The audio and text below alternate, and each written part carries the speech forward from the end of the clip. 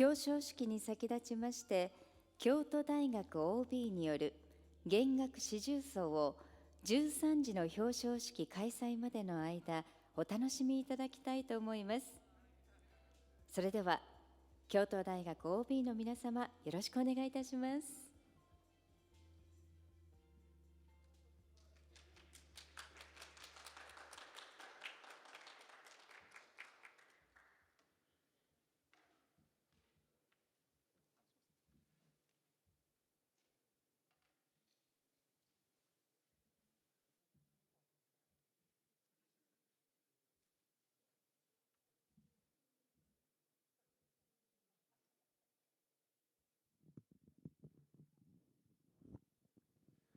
皆さん本日はお越しいただきありがとうございます。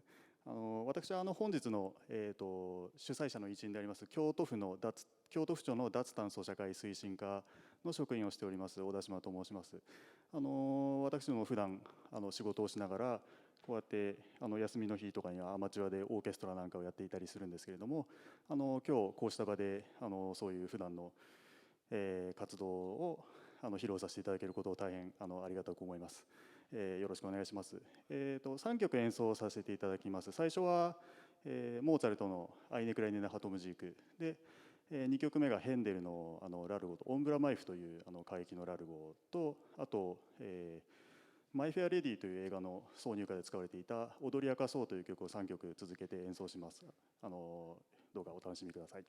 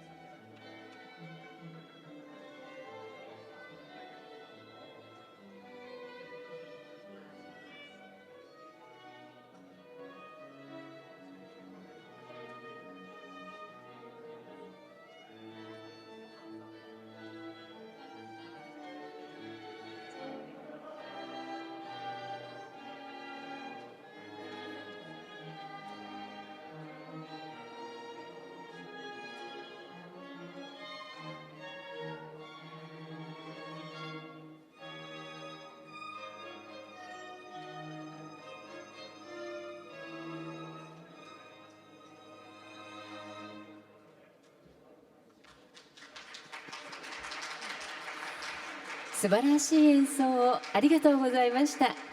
京都大学 OB の皆様でございました。ありがとうございました。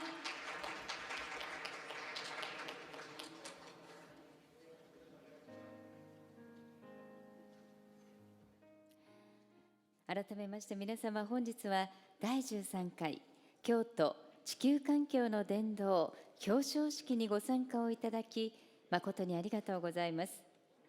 まもなく表彰式を始めてまいります。ご着席の上お待ちくださいませ。なお会場内の写真、ビデオの撮影はご遠慮くださいませ。また携帯電話、スマートフォンの電源はお切りいただくか、マナーモードにご設定いただきますようお願いをいたします。お手洗いなど開式までにお済ませください。受付でお配りいたしました絵はがき、殿堂入り者の村上様からご提供いただいたものです。どうぞお持ち帰りくださいませ。なお本日は日英の同時通訳を導入しております。会場入り口でレシーバーをお配りしておりますので、どうぞご利用ください。チャンネル1が日本語、チャンネル2が英語です。またお帰りの際は、レシーバーをご返却いただきますようよろしくお願いいたします。本日の表彰式及び国際シンポジウムは録画させていただき、後日公開を予定いたしておりますのでご了承ください。それでは間もなく開会いたします。ご着席の上お待ちください。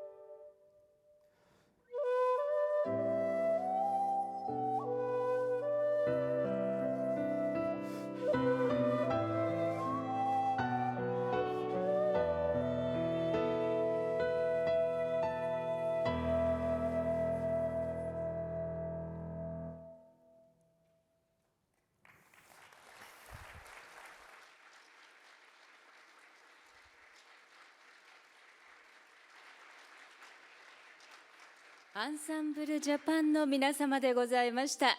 今一度盛大な拍手をお送りください。ありがとうございました。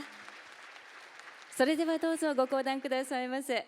和と洋の美しい融合を果たしました音色、皆様方の心にもしっとりと届いたのではないでしょうか。紅葉も美しいこの京都の地で本当に素晴らしい演奏を披露していただきました。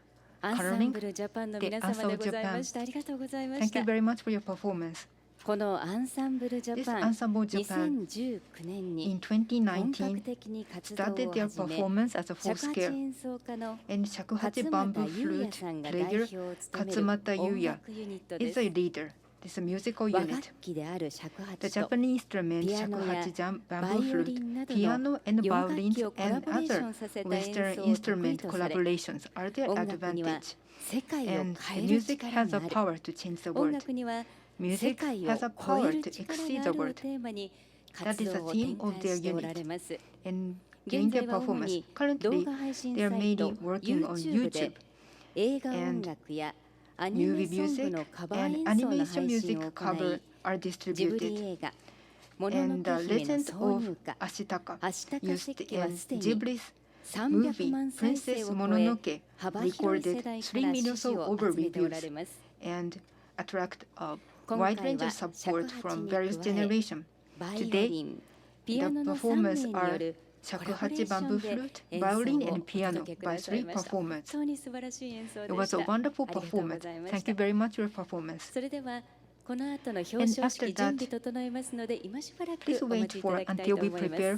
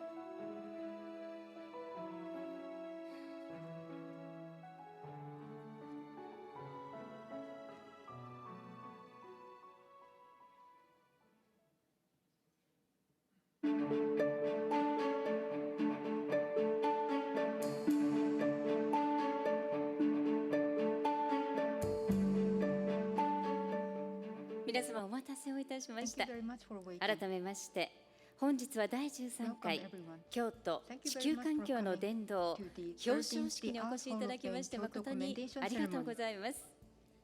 本日の司会を務めさせていただきます I'm MC of today. 塩田貴子と My name 申 is します。 塩田どうぞ皆様貴子。よろしくお願い申し上げます。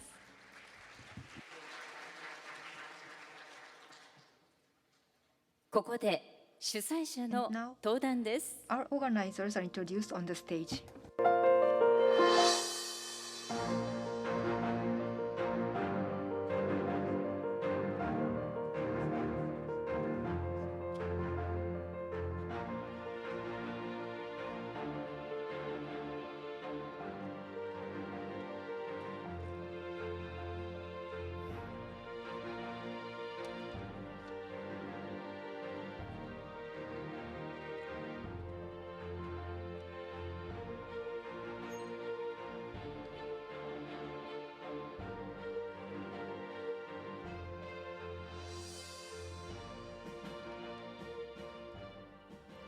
今回表彰式のお手伝いをしていただいておりますのは2022 Winner 京 of 都 Kyoto ミ Miss ス着物 Kimono に輝かれました2022臼井由衣さんと Usui Yui 中田あ and ずみ Miss さんです。 Nakata どう Azumi. ぞよろしくお願いいた Thank し you ま very す。 much.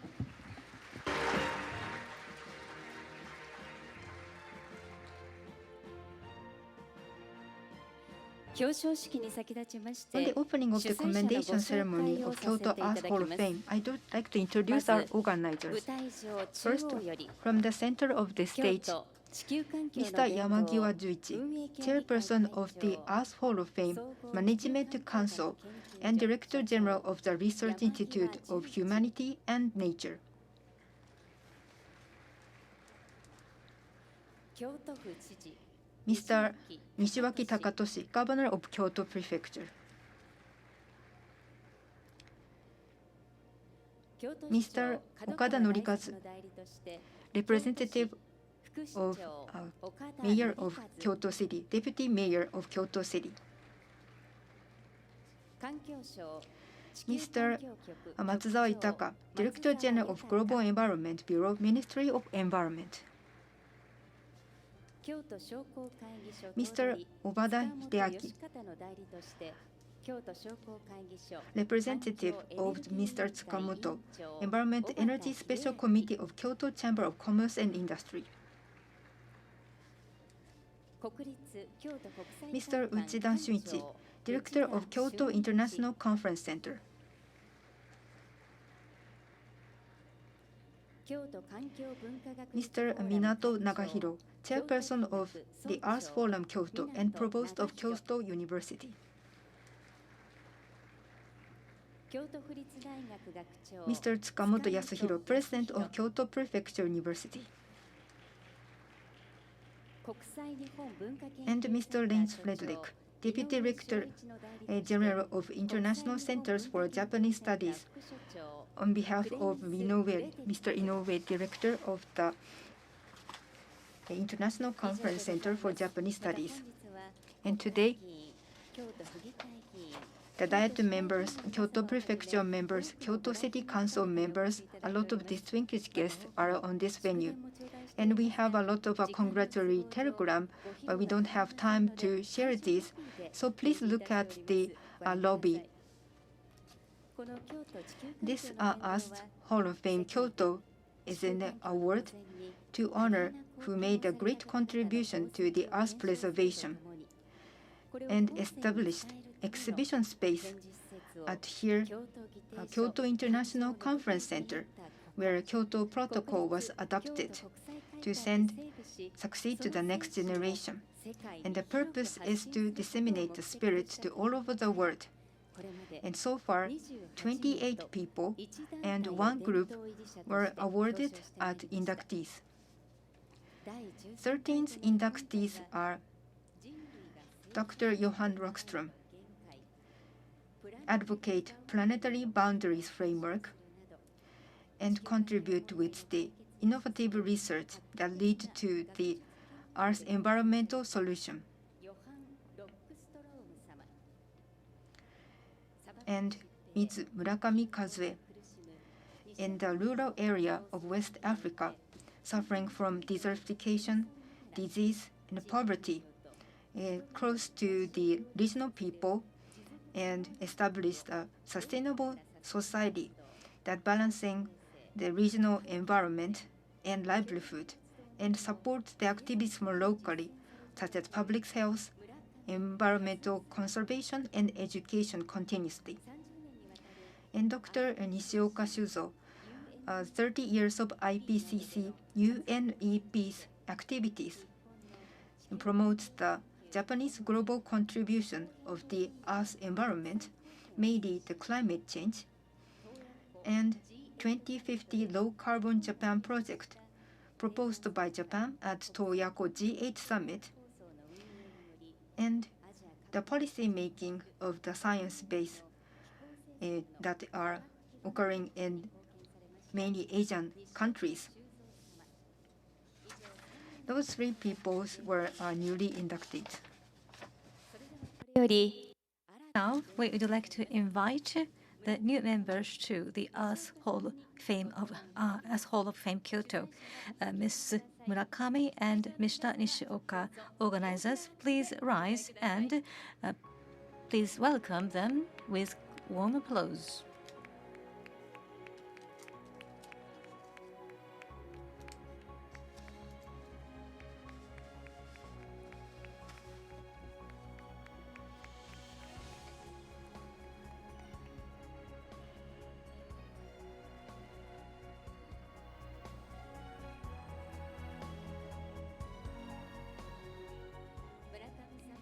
Ms.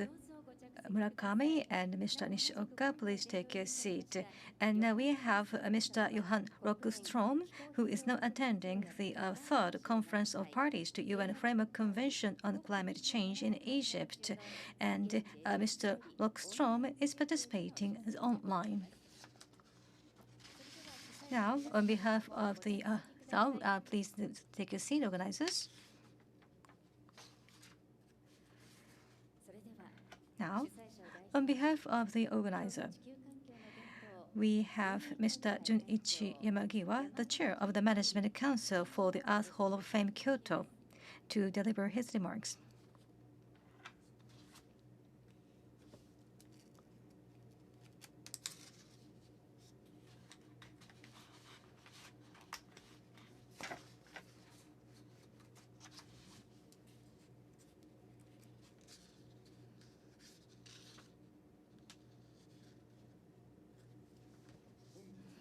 Today, the 13th induction ceremony for the Earth Hall of Fame Kyoto is held with so many attendants.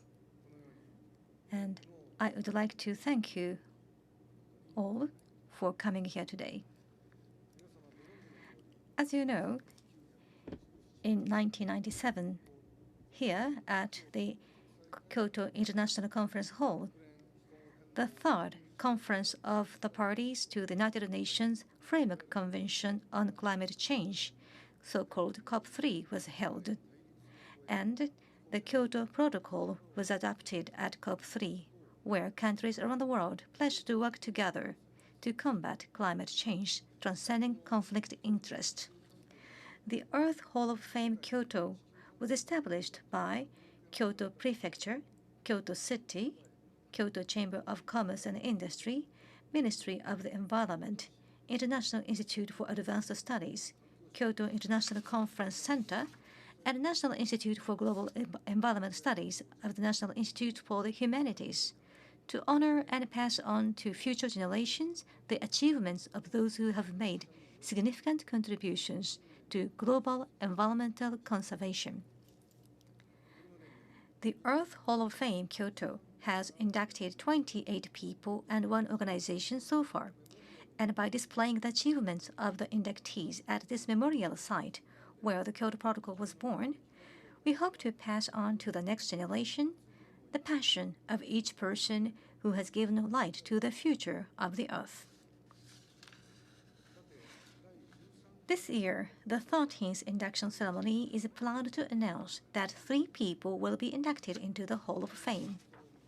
Mr. Johan Rockström has played a leading role in the development of the concept of planetary boundary, which means the limit of the range of human existence, and contributed to solving global environmental problems through his research for the creation of a sustainable global system.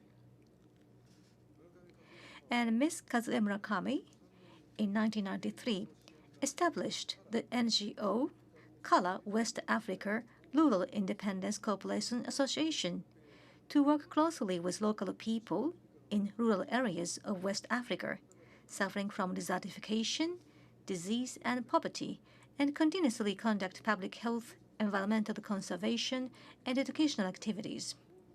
She has contributed to the realization of local communities where people can build healthy, self-reliant lives with hope of the future.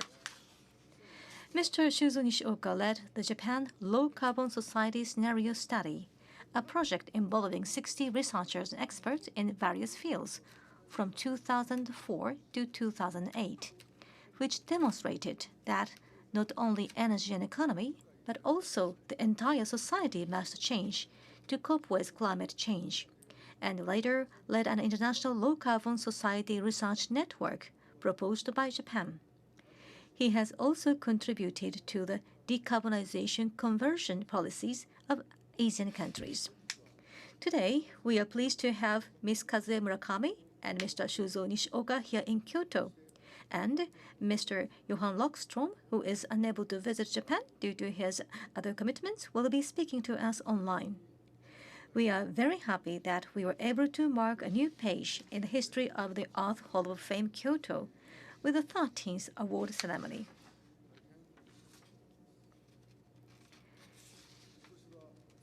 Today, in 1972, in Stockholm, the first international conference was held in Stockholm on climate.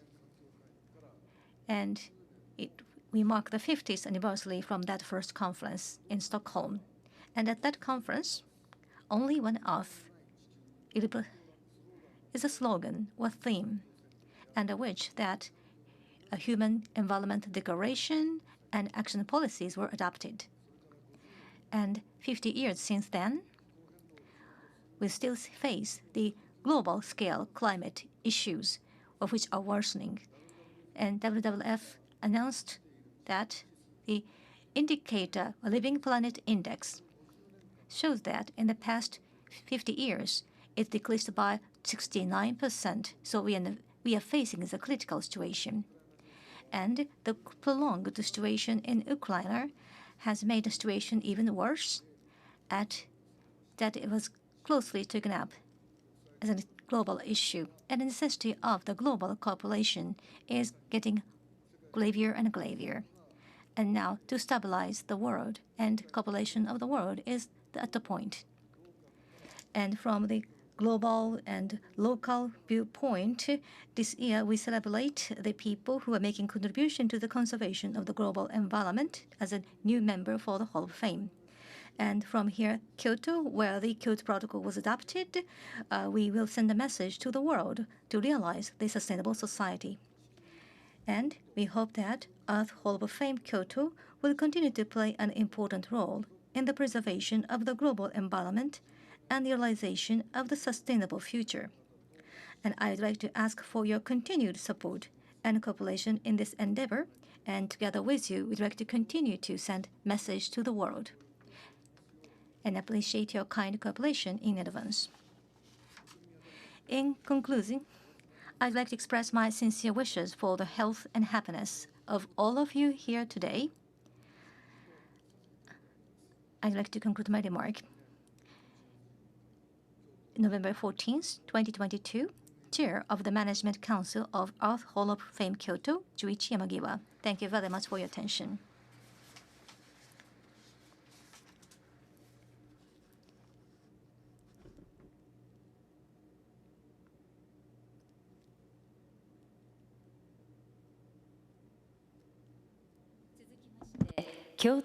Next, I would ask Mr. Nishiwaki Takatoshi, Governor of Kyoto Prefecture, to deliver his speech.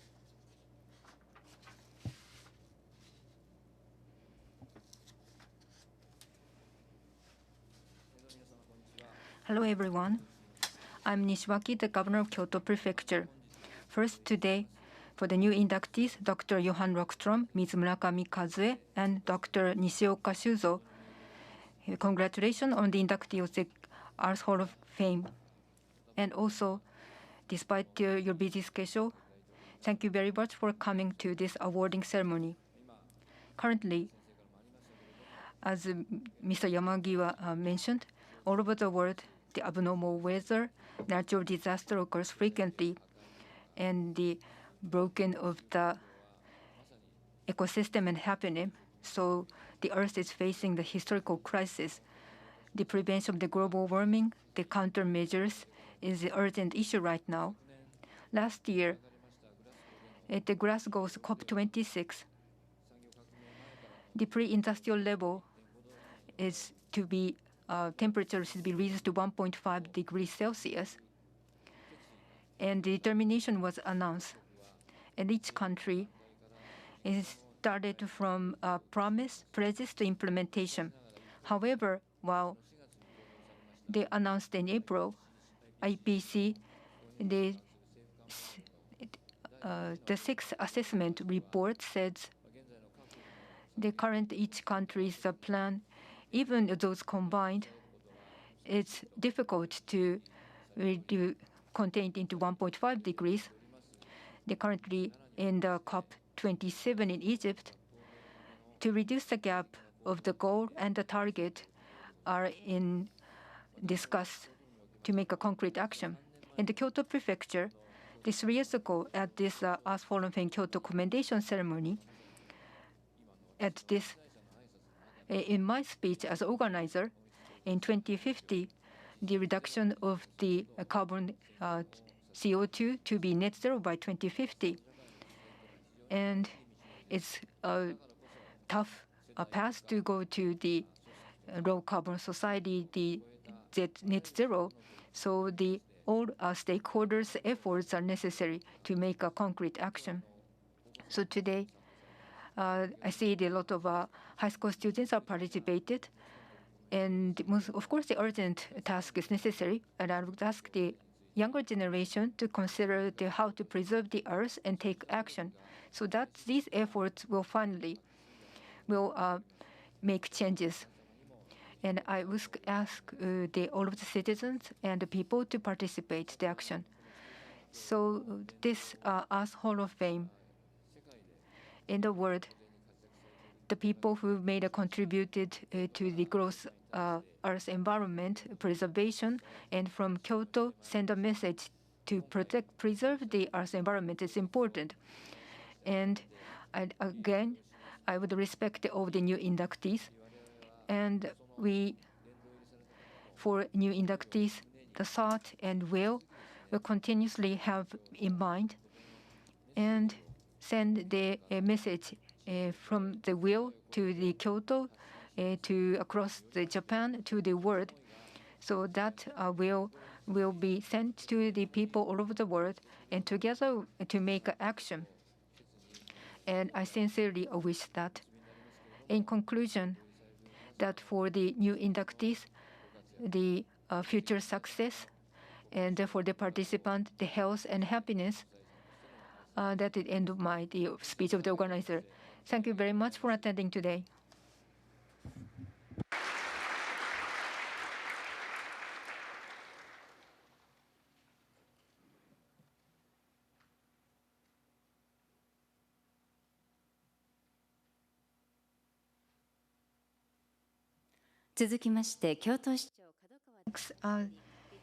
Video message from Mr. Kadokawa, Mayor of Kyoto City.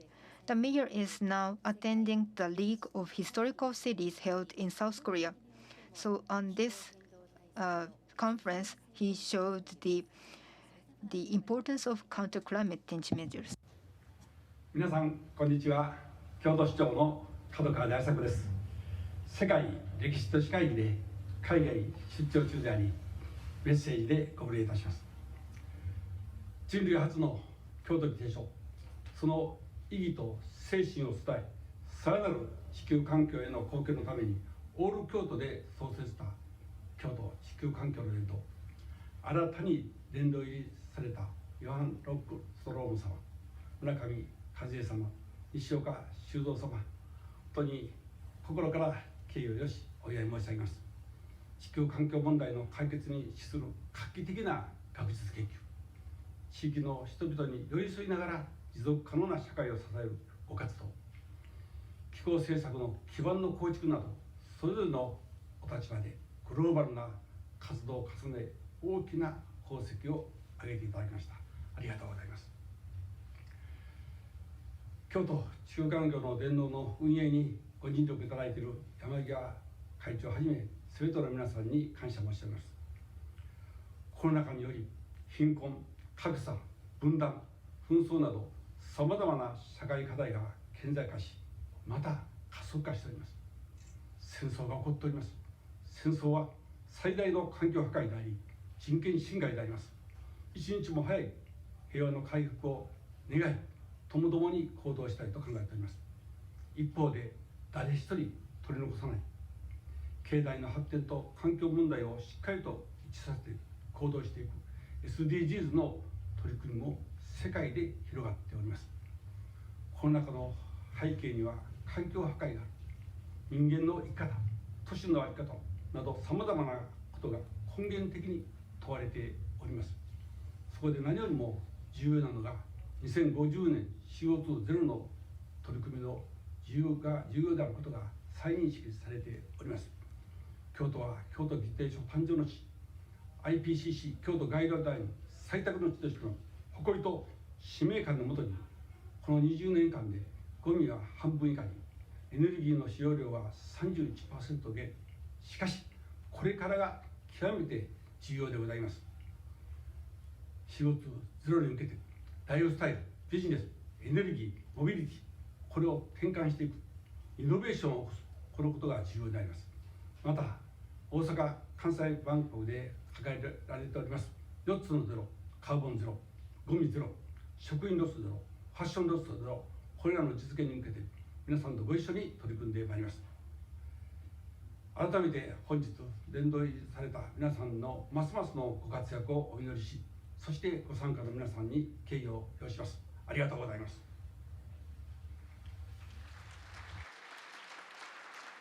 続きまして、Next, I would ask Mr. Matsuda Yutaka, Director General of Global Environmental Bureau, Ministry of Environment, to make his remark.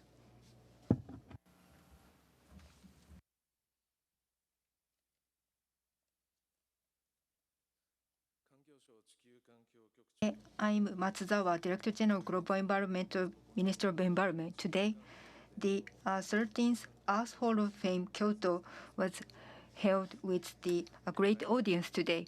Today, the new inductees, Dr. Johan Rockström, Ms. Murakami Kazue, and Dr. Nishioka Shuzo.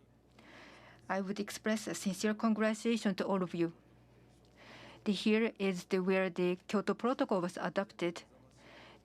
All of them made a great contribution to the Earth environment, and award and send their will to all over the world will lead to the solution of the solve the challenges. And Dr. Johan Rockström, the new framework, the planetary boundaries are provided. It will be a base of the SDGs, decarbon, recycle society, the biodiversity, and those are connected and solved with the nature power is important. And Ms. Murakami Kazue, in the Mali Republic, the rural areas, they supported the work from 1989 and continues the support to this day. Ms. Murakami is also a doctor and established the international NGT and the education, support women, agriculture, and develop the villages, and have done a lot of various work. And the communities and the well-being enhancement. She taught us the importance of well-being. And Dr. Nishioka Shuzo, the goal that is the 2050 and later the net zero emission concept. He lead that concept. In the 28th Toyako G8 summit, they reduced the global warming gases to half and to reduce the temperature rise by 1.5 degrees Celsius from the pre-industrial level. And for the 3 inductees, the wonderful works will move our direction to the better way. The Japan have 1.2 billion or over of CO2 gas emitted, and to make this into net zero by 2050, to change the industrial framework, and will that lead into new growth? For our government, coined as the GX New Transformation, and this July, we set out implementation group at the Cabinet Office, and for the concentrate the investment of the decarbonization. And to balancing growth and decarbonization, this is a growth-oriented carbon society. Our ministry MOE will all establish a local area by low carbonization. It's a zero carbon Kyoto model, and we have some pilot plan already there, and we will grow the regional companies by decarbon and the decarbonized lifestyle. Therefore, the new inductees, I would ask your continuous advice. And next, I would wish the further success and this Earth Hall of Fame, the long development. Thank you very much, and congratulations on the new inductees.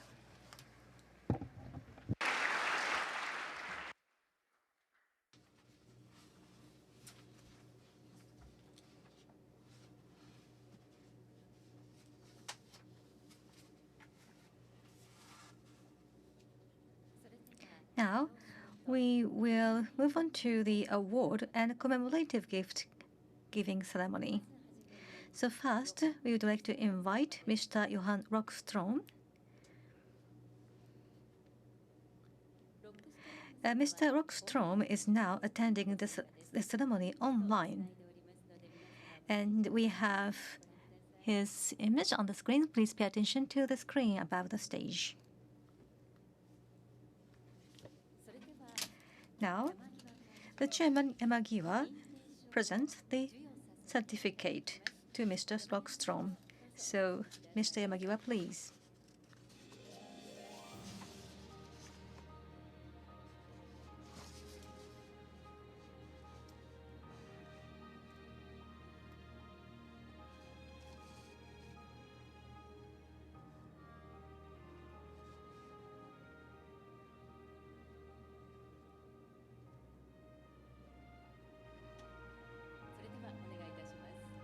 Now, please.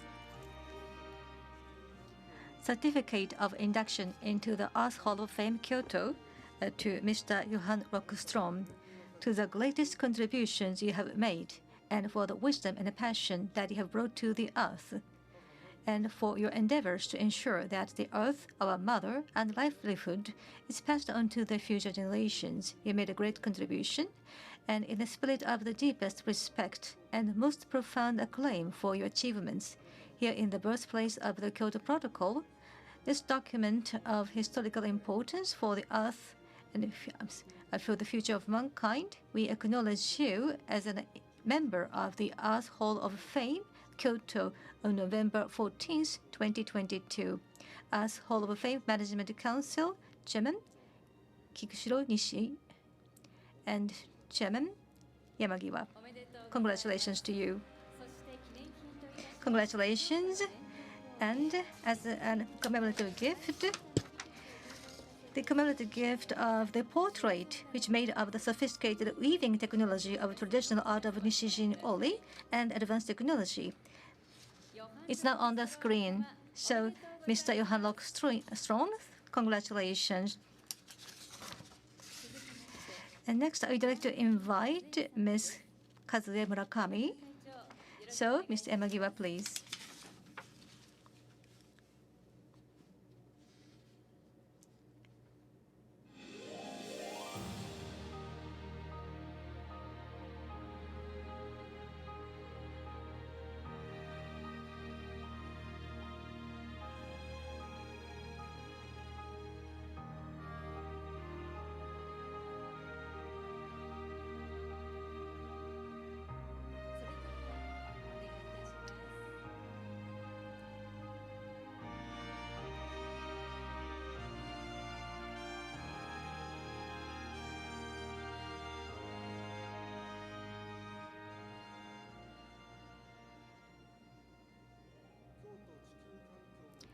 So, certificate of induction into the Earth Hall of Fame, Kyoto, to Ms. Murakami Kazue. November 14th, 2022, Earth Hall of Fame Management Council. Congratulations to you. Congratulations to Ms. Murakami. And now the commemorative gift is given to Ms. Murakami.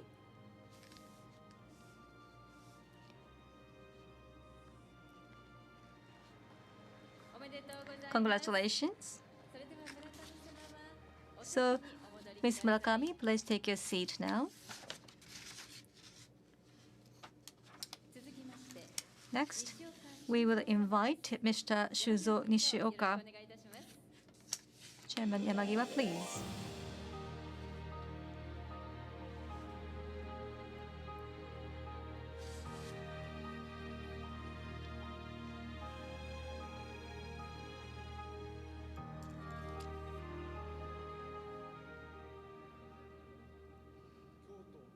Certificate of induction into the Earth Hall of Fame, Kyoto, to Mr. Shuzo Nishioka. November 14th, 2022, Earth Hall of Fame Management Council. Congratulations. Congratulations. Now, the commemorative gift is given to Mr. Nishioka.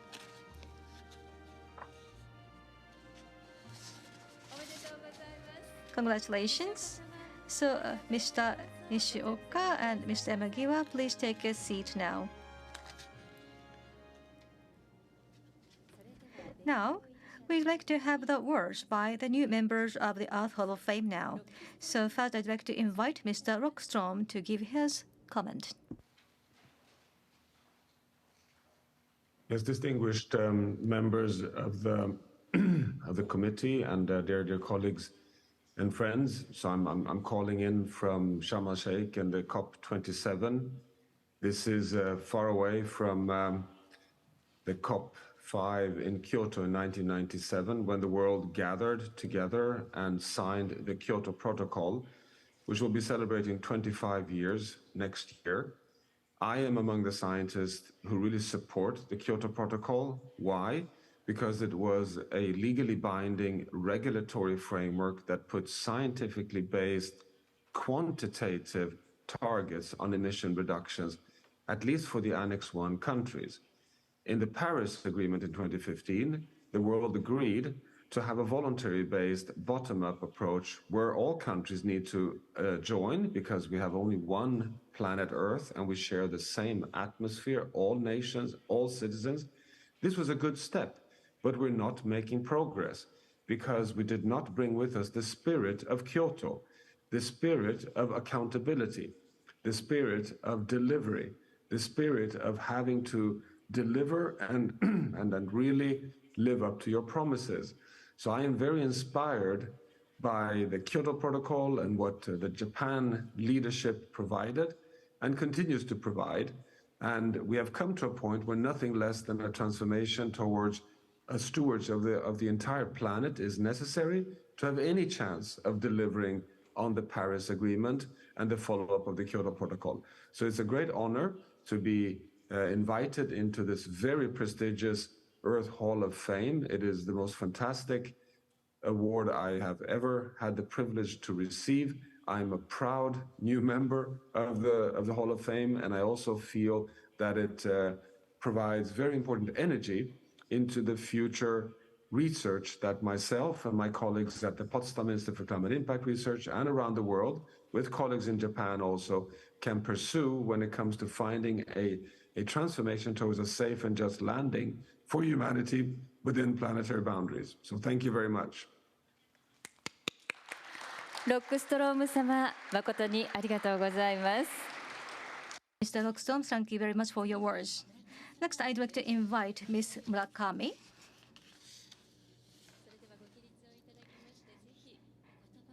So please rise and may we have your words?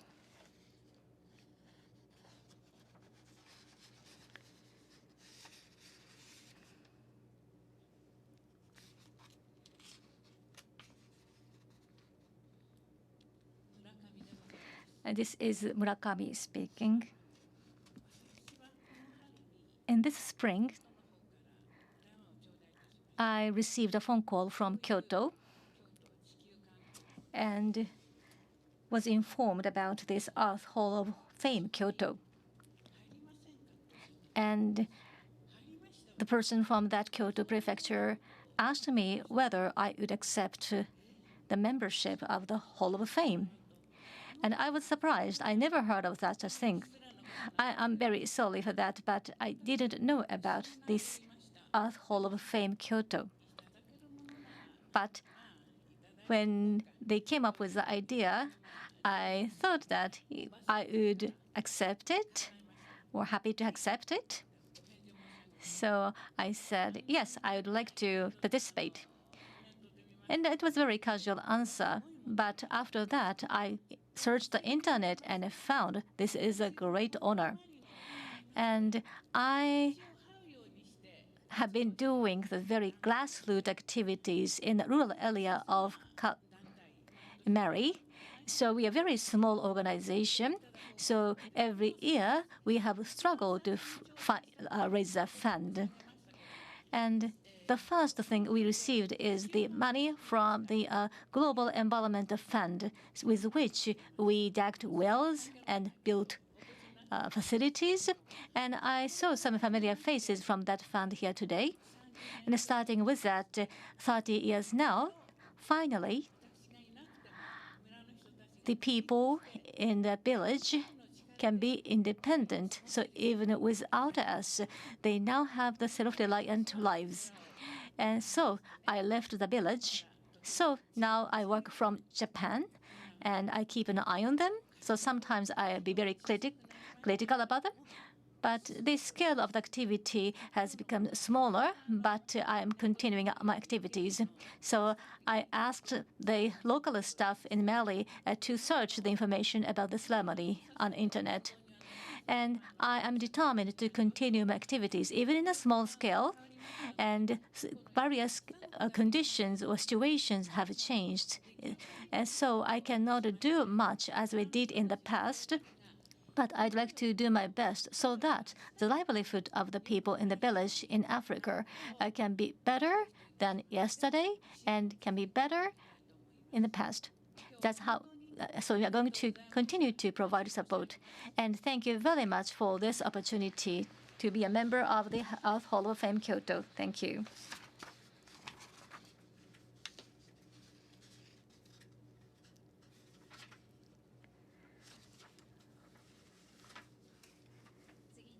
Now, we'd like to invite Mr. Nishioka to the podium.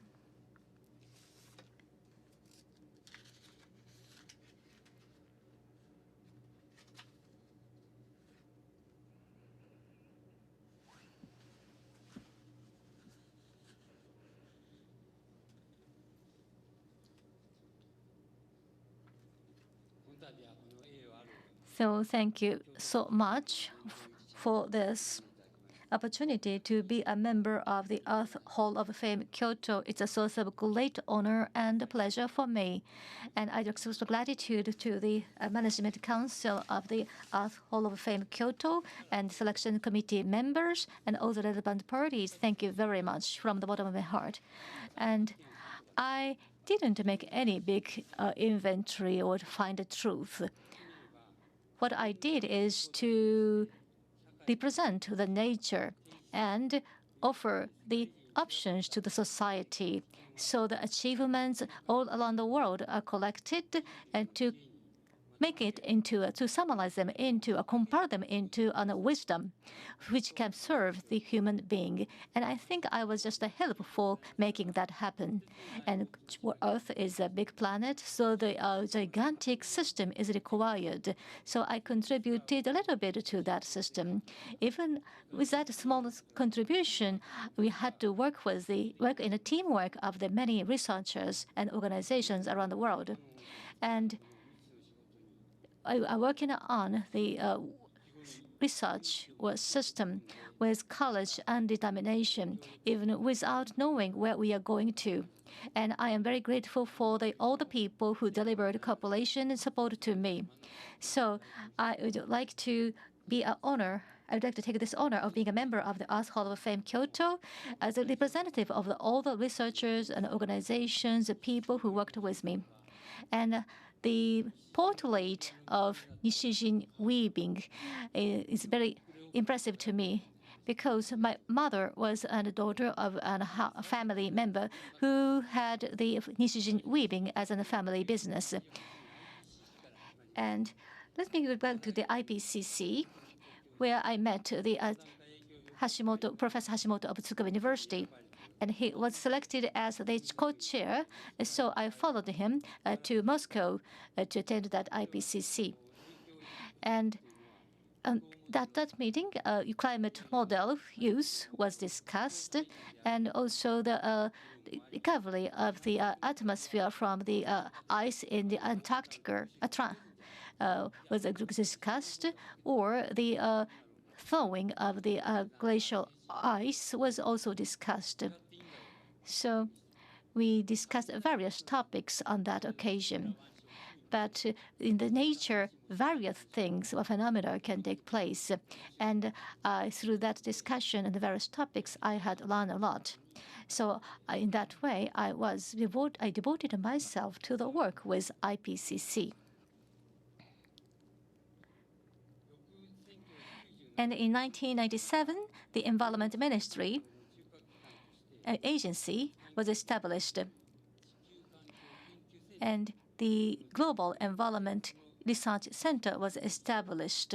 And I was involved in the preparation and management of the center. So finally, I decided to take that job. And I took that job, but from the price of life of the people and to the issue of the related to the ice in Antarctica, I didn't know where to start with. But that research center is a kind of close fields type research center. So the researchers from the various fields get together there. And the economists or sociologists or sometimes engineers or the expert of the scenery got together, or sometimes the policy-making expert also got together. So at that center, we could talk to the experts from the various fields and had the center served as a kind of hub or liaison center for the various academic gatherings. And the role which played by that center is the first director of the center, Mr. Ichikawa, said that the Global Environmental Center, the Global Environmental Research is a kind of jigsaw puzzle. So you have to find the pieces, which is the dispersed pieces or dispersed fields of many researches around the world. So we have to get the pieces together and have to make it into one whole big picture. So this is the beginning of this big-scale research based on the dispersed, small, independent researches. So the experts and specialists came up with his or her own piece of the jigsaw puzzle and put them together and create the whole picture, which is a wisdom for the humankind. So he said that, the first director of the center said that we have to be the basis for the pieces to be put on. So we will invite the appropriate researchers and compile the so we have to be a kind of attractive basis for the jigsaw puzzle.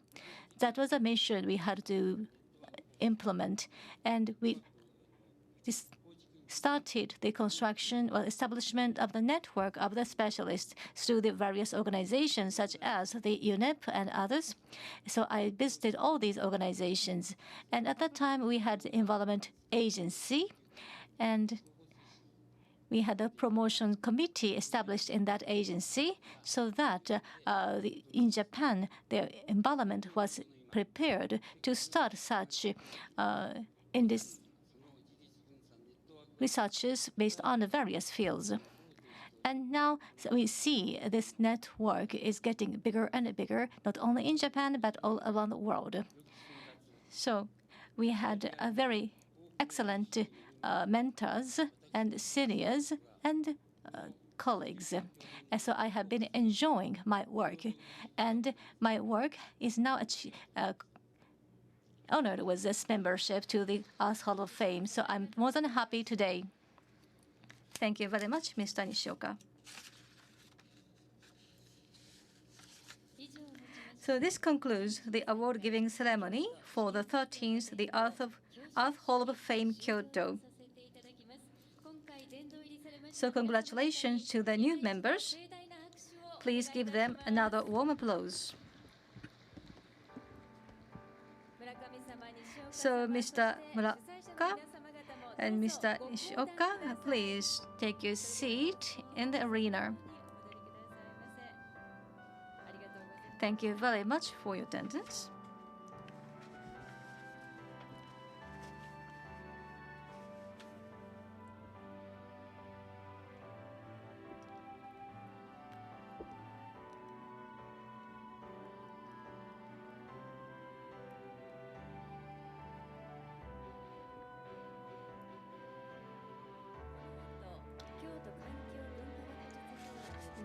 That we would like to start the International Symposium, the Earth Forum Kyoto. After we have prepared, we'll start.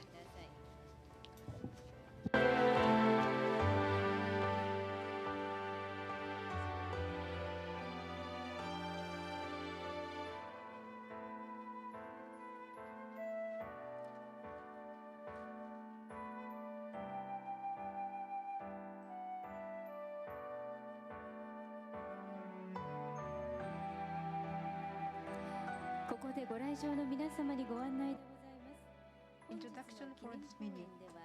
At this symposium, we have introduced the Japanese-English simultaneous interpretation system. Please take a receiver at entrance. Channel 1 is Japanese and Channel 2 is English. And make sure to return the receiver when you leave the venue.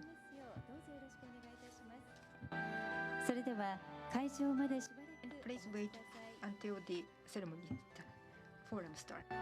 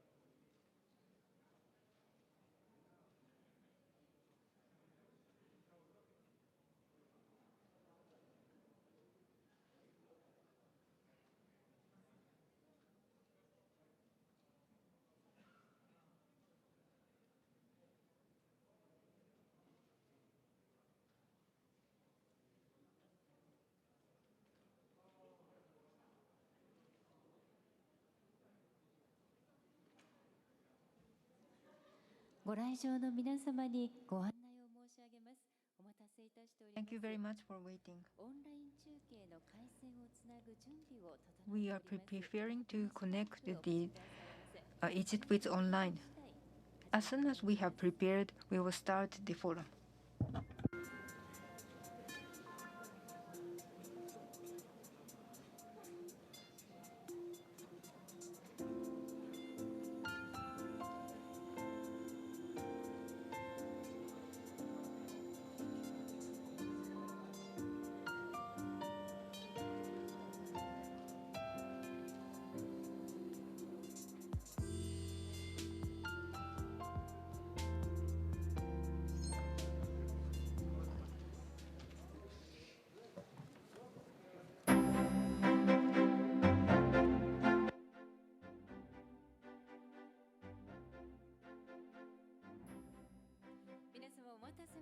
Thank you very much for waiting.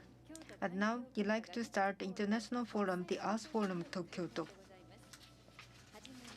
First, I would ask the Mr. Minato Nagahiro, chairperson of the Earth Forum Kyoto and provost of Kyoto University, to have opening remark.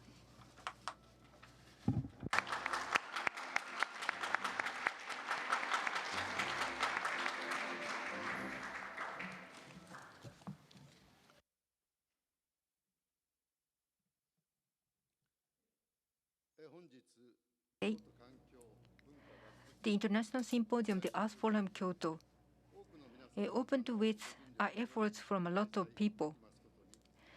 I'm deeply grateful for that. Last year, due to the pandemic, the forum was held in in-person and online hybrid mode.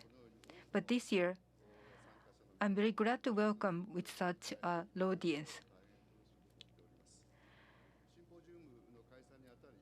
On behalf of the organizer, I'd like to say a few words for the opening. This forum is being organized to propose a new sense of value for sustainable society and societal system, and along with the Earth Hall of Fame Kyoto Commendation ceremony, marking 13th time this year. Today's International Symposium is going to be held under the theme of Connecting the Earth and People to the Future, Sustainable Planet, Region, and Lifestyle. Dr. Johan Rockström is going to deliver the commemorative speech online from Egypt, the venue of COP 2017. And Ms. Murakami Kazue and Dr. Nishioka Shuzo will deliver their commemorative speeches from this hall. And after that, and under the theme of what can we do now that we realize the limits of Earth, invited journalist Ms. Kuniya Hiroko as a coordinator, and Ms. Murakami, Dr. Nishioka, and Mr. Yamagiwa Juichi, Director General of the Research Institute of Humanity and Nature, as panelists, and the panel discussion is going to be held. The global warming issue and other Earth challenges are the thing we are now facing now. All of those people have been exercising for the Earth environment, and we like to think about the sustainable society. It will be an important venue. And after that, we would invite Mr. Abe Kenichi, the Professor of Research Institute for Humanity and Nature, and we'll invite Ms. Murakami and Dr. Nishioka with a talk session with Kyoto Prefecture high school students. The high school students have learned the specialist about the climate issues and created English message proactively. And I would expect their messages. In conclusion, today's International Symposium will be a fruitful one for all of you, and I hope that efforts for sustainable society will be expanded and further. And I think that the works for the sustainable society will be developed further. November 14th, 2022, Minato Nagahiro, Chairman of the Earth Forum, Kyoto. Thank you very much.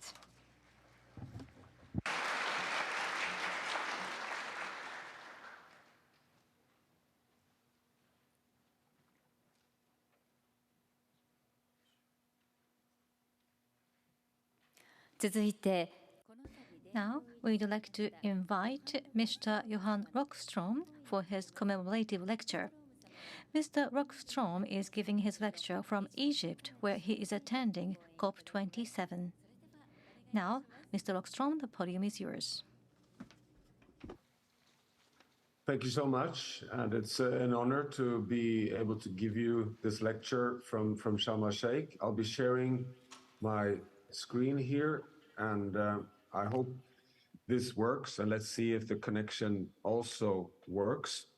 So I want to give you a scientific update, not only on the planetary boundaries and the challenges we're facing for a safe and just landing for humanity on Earth, but also how it connects to the climate challenge that we're facing today. Now, we are in a situation which is very challenging for humanity. We have 4 interconnected global crises. One is the climate crisis, but we're also having an equally important ecological crisis. We're transgressing now 6 of the 9 planetary boundaries. So not only on climate, but also biodiversity, fresh water, nitrogen and phosphorus, the nutrient cycles on planet Earth, land system change, deforestation, and also fundamentally the overconsumption of fresh water. Now, this is really serious because it means that we're losing the resilience on planet Earth, the ability of the planet to cope with stress, because we know that it's nature that provides the ability for the Earth system to remain in an equilibrium state that can support humanity. We're coming to the end of a pandemic, which we know is a zoonosis. This is a virus that has spilled over from wild animals via domestic animals to humans. And there is a very rapid rise in the number of zoonotic pandemics in the world, which is a risk that rises with unsustainable exploitation of nature, wildlife. And then we have the geopolitical instability in the world that creates distrust among nations and causes very big challenges for the economy, which is exactly what we must avoid in a situation where we need to collaborate more as humanity to be steward of the entire planet. So this is a very challenging point in time for humanity. It is particularly challenging because we now know scientifically that the last 12,000 years are so unique. This is the Osmat et al. Paper that summarizes in the most convincing way the unique stability of the Holocene. What you see here is 22,000 years. On the y-axis is global mean surface temperature. The 0 point is 14 degrees Celsius. It's the pre-industrial stable level of temperature on Earth. And look at how it looks when we leave the last ice age 12,000 years ago and we enter this extraordinarily stable Holocene state. That's an equilibrium state of the planet, 14 degrees Celsius plus minus 0.5. So our entire journey on Earth, when we've developed civilizations as we know them, have developed within a 14 plus minus 0.5 degrees Celsius world.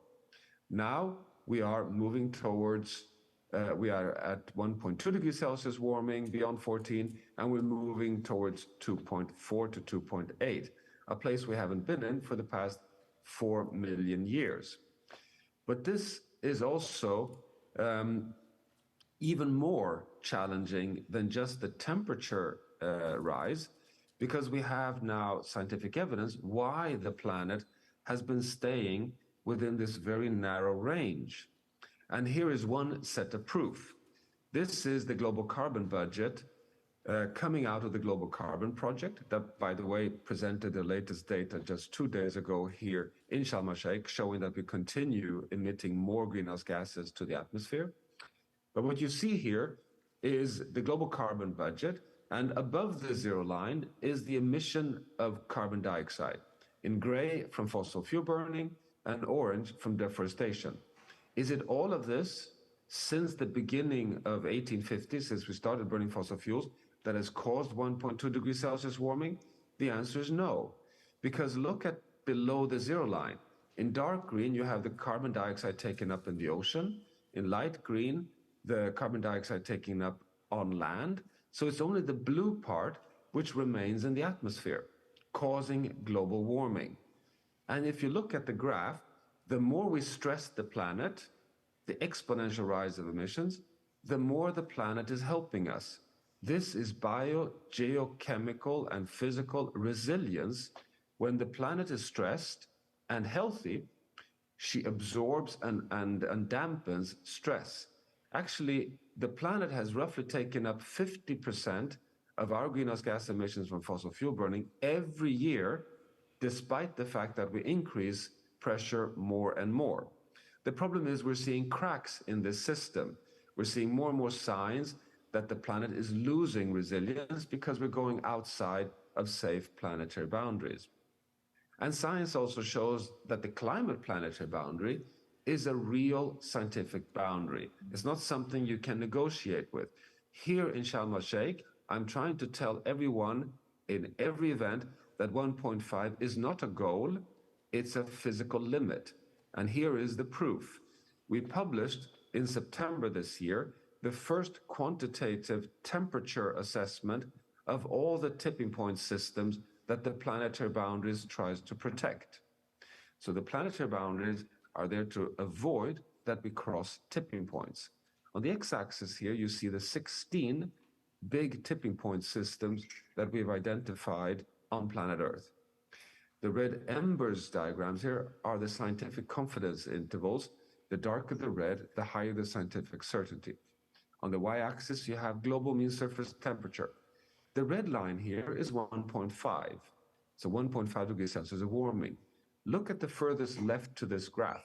You have 4 systems to the furthest left that are likely to cross their tipping points already at 1.5. This is the Greenland ice sheet, the West Antarctic ice sheet, tropical coral reef systems, and thawing of boreal permafrost from permafrost systems. This is a very strong scientific signal to the community here in Sharm el-Sheikh, but to the world at large.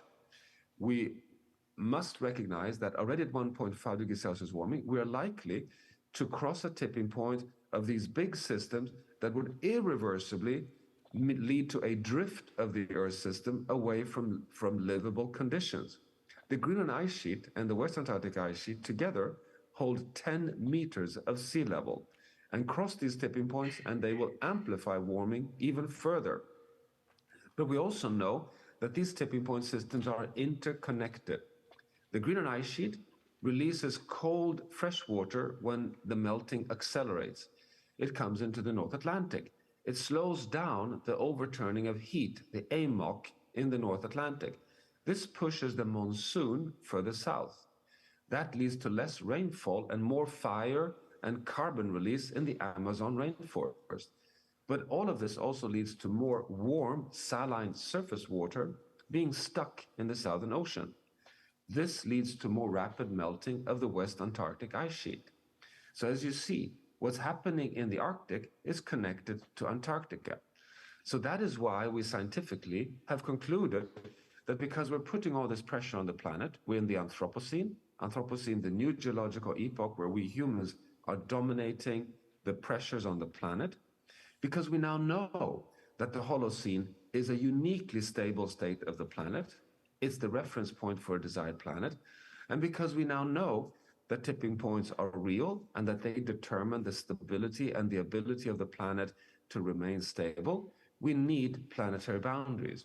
We need to set scientifically based quantifications that gives us a safe operating space.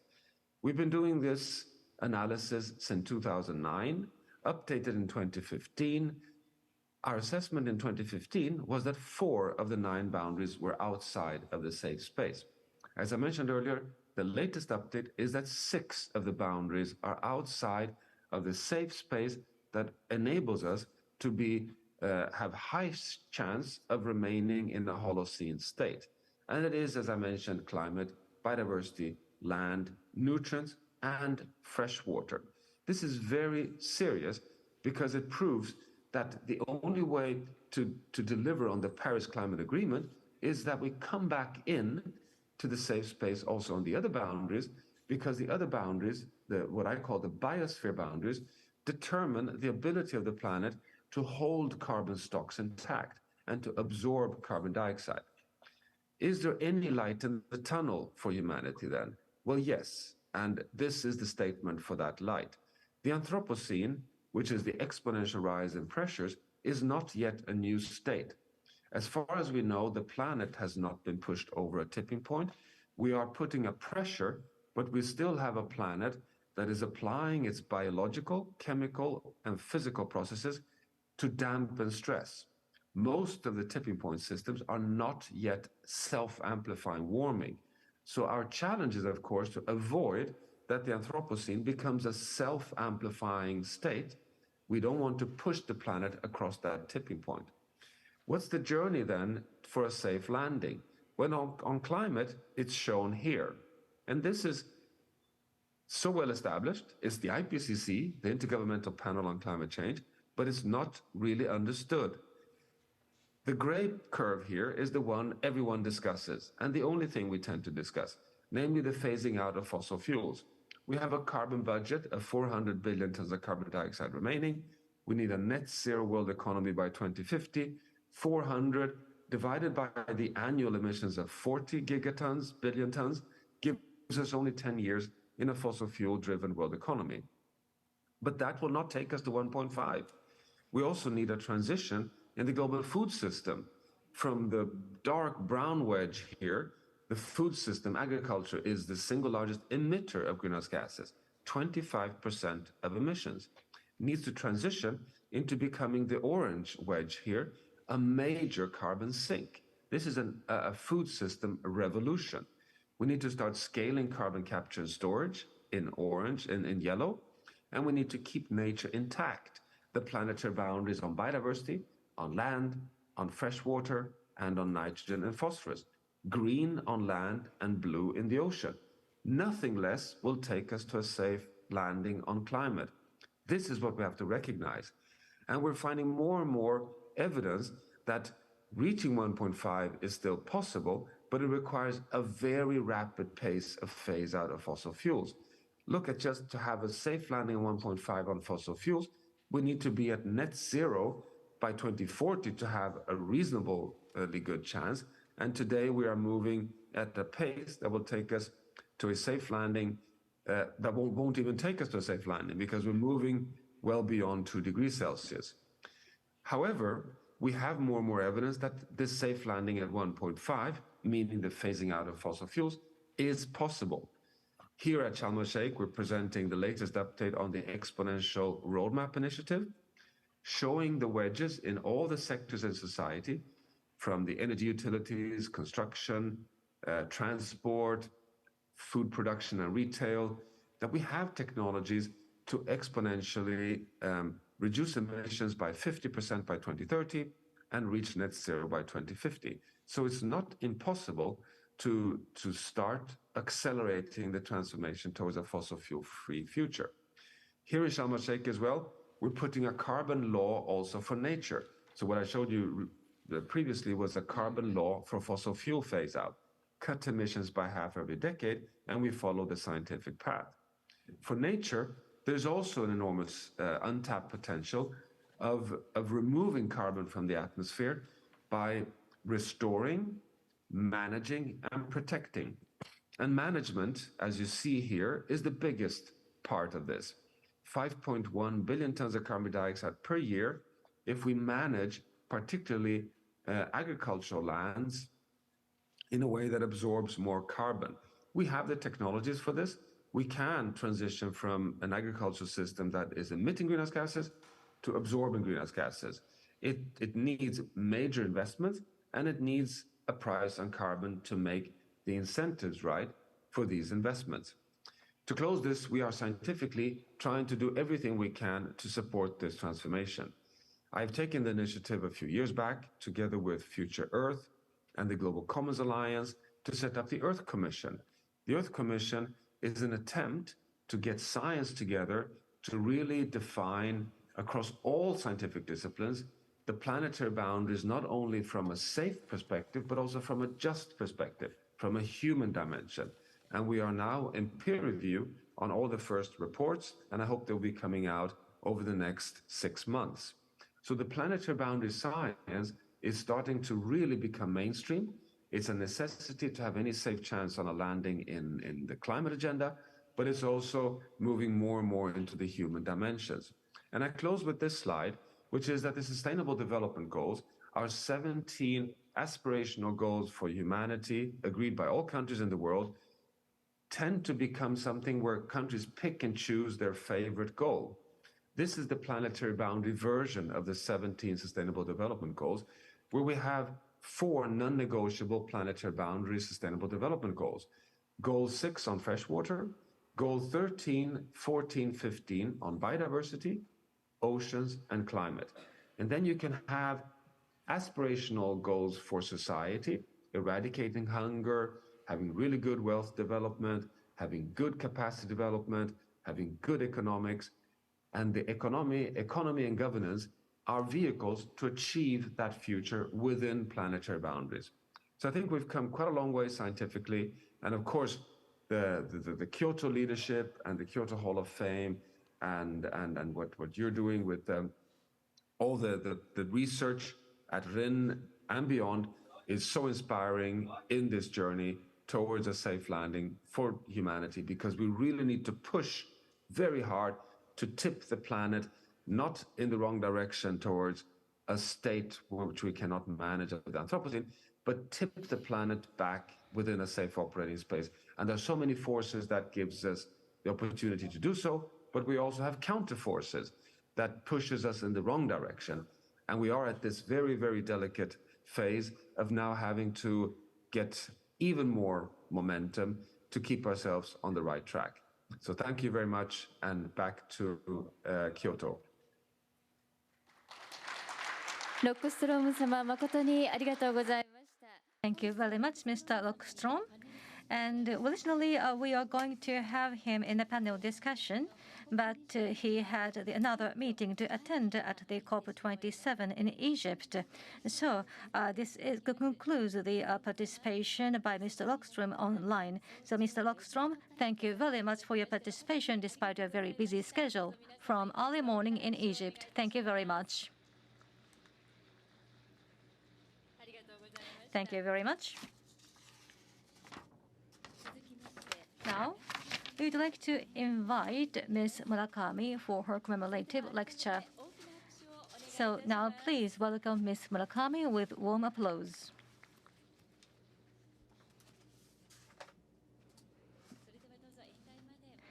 So, Ms. Murakami, please come to the podium.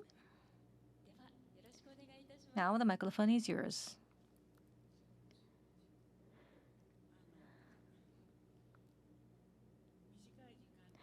The time is limited, but I would like to introduce you what I have been doing in a village in Mali Republic to support the self-reliant life by the people in the village.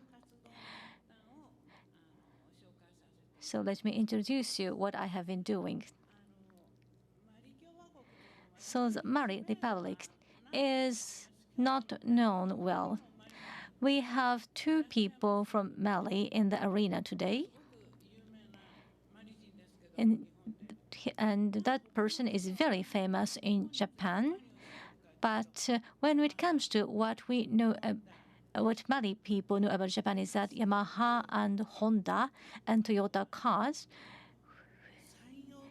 and Sanyo, we don't have Sanyo anymore, but they are very famous Japanese companies. When it comes to stationery, sometimes people say Canon, but it is Canon, the very inexpensive product. So anyhow, the people young people, young married people who come to Japan for work can be found in a big number. So let me show you the slide. So this is the map of the Mali, which is surrounded by 7 other countries, and 2/3 of the country is a desert. So it was about 1989. I first started to work for Mali, and I arrived in the middle of the Sahara Desert. And at that time, the lake of Hagibim lost its water. And so 10 years ago, the lake had much water, so the European people came to the lake asking for the cool breeze. But that lake was dried out at that time. And so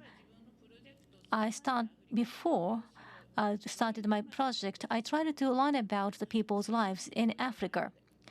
So I involved in the project of planting a tree around that lake and stayed about 3 years in the desert. And at that time, I met many African people, mainly the Tuareg tribe people, and I worked with them and also worked with the Japanese support organizations. So during that period, I learned a lot about how to provide support in Africa. And then I started my project. So the stay in Sahara is very short. Please go to the next page. So we started the next project. That is where I work now. That is a rural village. And you can see the houses. They are made of the dried mud bricks. And in these years, we have the rain season come earlier, and also the average temperature rose. And the precipitation is not stable, so we have just a dry and rainy seasons. So they are not stable. So the agricultural work is very difficult. And when we have much precipitation, these mud bricks will melt down. And these are the pictures of the girls. Sometimes they do not go to school, so the picture looks very pretty with the flowers of acacia behind. But the children, even the small ones, helped their mothers and work hard. So they are on the way back from the river for the washing. And this is during the summer holiday, so the boys work and attend the ships. And this is the rainy season. So in order to protect the vegetables, the boys take the cattle and sheep to far away from the field. And other boys work in the market and earn money. So even a small kid got independent economically. That was the situation in the village in Mali. So if there are 30 villages that make one group, and maybe 2 or 3 elementary schools existed, and 1 junior high school, and there is no high school there. So the mandatory education is established, but it's very difficult to reach people with education. And the parents do not have the high acknowledgement about the education. So the young people work outside. So those who live in the village is just older people and females. That kind of situation existed in Japan too. So people had to use a pump to push up the water from the well for use in the daily lives. This is a picture about that situation. And the pump, if you have pump, we can take the water to grow vegetables, and also you can plant trees. And next to the field, you can find the trees of papaya. This is a place without any kind of good sweets. So the water used for the vegetable field is also used for this papaya so that people can enjoy fruit. But I mentioned the project to plant trees because of the deforestation. So sometimes there's a forest fire, which resulted in the loss of the trees, because even if there's a fire, there's no way to extinguish the fire. So the fire is left untouched until it dies down. And also the over-harvesting took place. So sometimes the trees were cut down and brought to the cities as a firewood. So in order to prevent such over-harvesting, such forest vigilant group troop was established to protect the trees. And effective use of the firewood. So you can find the 3 stones on which the pot is placed. That is a very traditional way. And the flocks are now covered with the mud bricks so that the furnace can be created. So the consumption of the firewood can be halved. And the person who knows about the furnace in the village weighed the actual weight of the firewood by the use of the furnace. So through the actual use and a comparison of the firewood with the furnace, we do the experiment and provide education. And I mentioned the lack of school education. So the literacy rate is very low. So sometimes people are cheated at the market stores. So in order to prevent such situation, we provide the educational support so that people can write down at least their own names and also the doing the math of the adding and deducting. So we have the kind of literacy study group. It's a kind of casual school at community basis. So in this picture, you see the teachers for such literacy study group. And you can see that a mother with a small kid is now studying how to calculate. And we provided the material for the facility, and the people in the village constructed the school by themselves. So we do not bring anything from Japan. So we use the material locally available and construct, so for example, the facility with the capability of the people in the local areas so that they can be independent. And we do not intend to be in Mali forever to provide the support. The longer we stay, they would expect that we are there to support them anytime they need something. So in order to avoid such situation, we do the project only for a limited time. And this is the campaign against AIDS. So when the environment changes, the less precipitation can be took place. And that resulted in the smaller production of the food. And then people have to go out of the country to earn money. So the one who is capable of lighting or leading or have literacy or sent to abroad to earn money for the family members. And those who work out abroad bring back money, but not only money, they sometimes come back with the AIDS or other sexually transmitted diseases. So in the past, there was no AIDS in Mali, but it is said that about 60% of those who worked abroad brought back AIDS. And we are not sure about this figure of 60%, but anyhow, the AIDS has been increasing.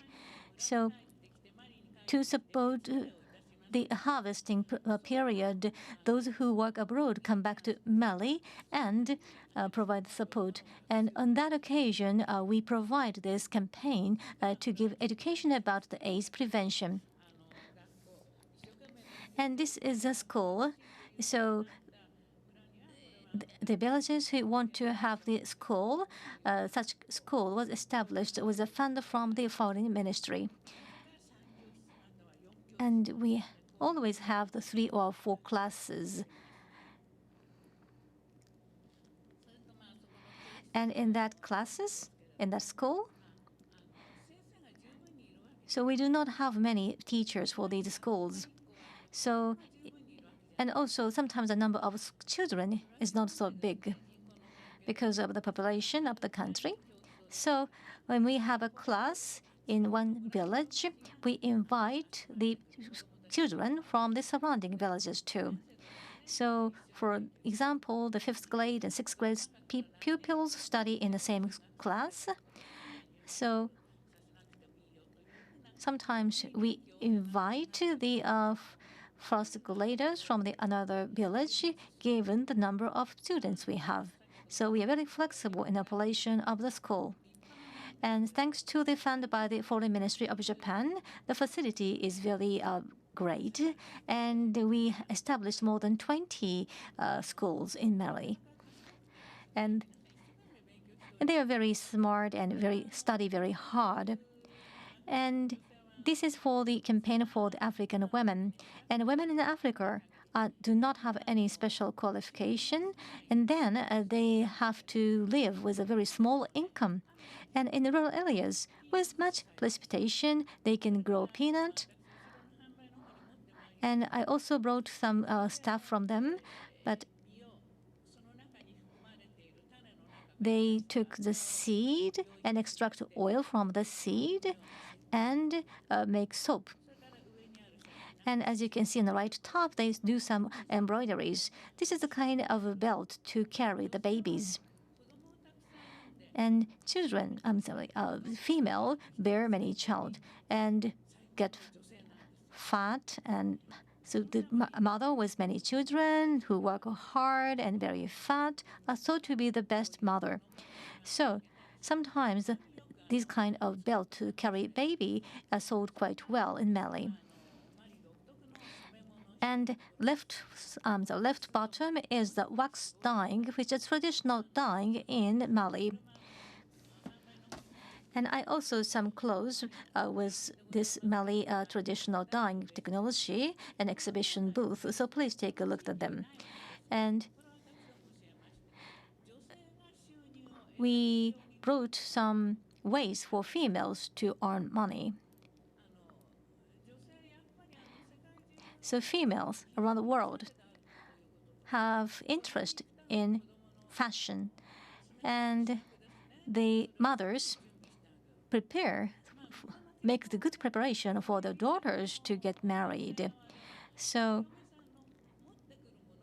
what the bride bring should be well prepared for the bride to be accepted by the bridegroom's families.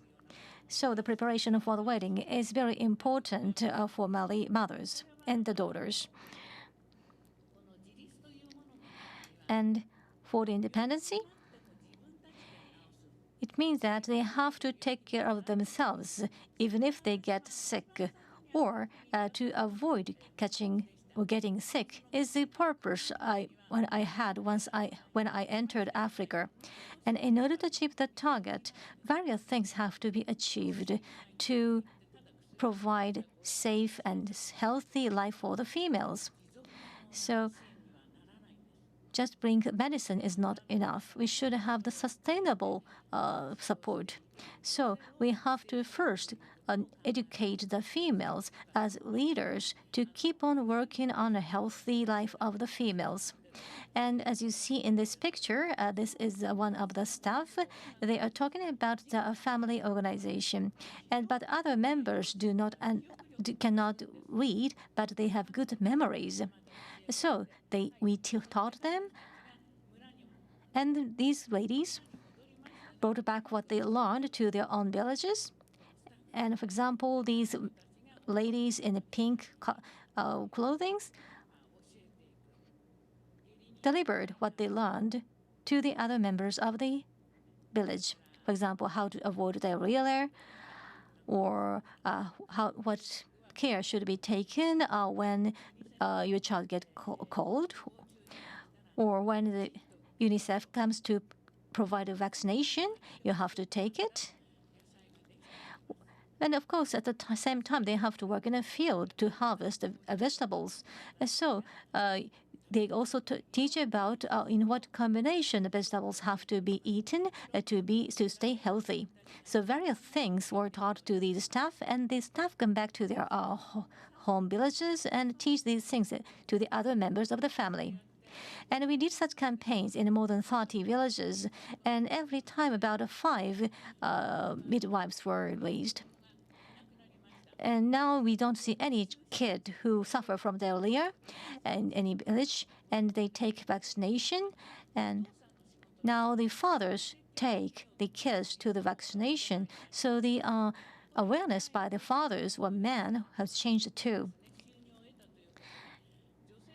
And now the females have the income, so that result in the less domestic violence. It's a kind of surprise for me, but how the family operates is has now changed. And some excellent staff were educated as the midwives. It took 20 years for us to achieve this level. Yes, of course, we can bring the midwives from the other villages, but that will cost a lot because we have to pay for the transportation. And sometimes the people in different tribes have different mindset, so sometimes they do not work well each other. So it's better to have the midwives originated from the same village. So that's the best way to go.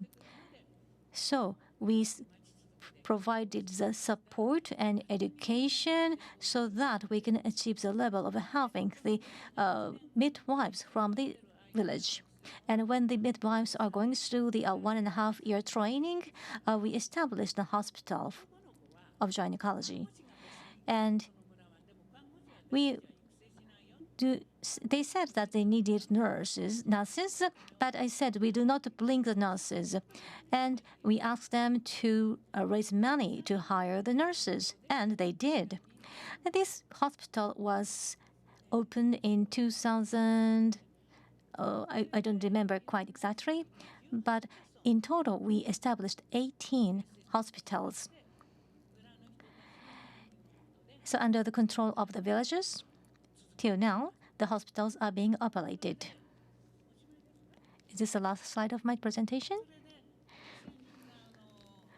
And the other day, I checked how these hospitals are being operated and asked them to deliver some materials about these hospitals. And I checked them, and I found that they raised much money.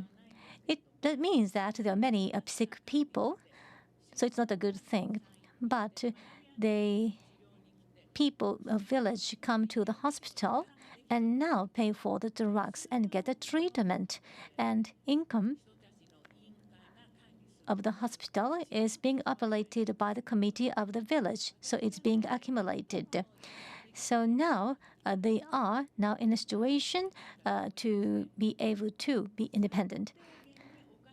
So we provided the financial support for the things which needs quite much money. But other than that, they did everything and every improvement by themselves, by their own hands. That's the purpose of my project. And now we have the female midwives from the village, and that's a kind of very happy news for the female in the village. So they now know that when they study hard, they can get a job and they can be independent. And now the females in Mali have such a mindset. So the number of the children, especially the female children who study at elementary school, is larger than that of the boys. So they now study, they now know how important it is to be literate. In our project, we did the little things, and we sometimes shed light to the darkness. But the smart African people, when they see the good things, they mimic it, they follow it. So to what level we will continue to provide the support and at what level we withdraw is another big issue for me. But now I see the people in the village are so independent, so I think I am now at the good point of withdrawing. So in the 30 years of the Heisei era, I did this project.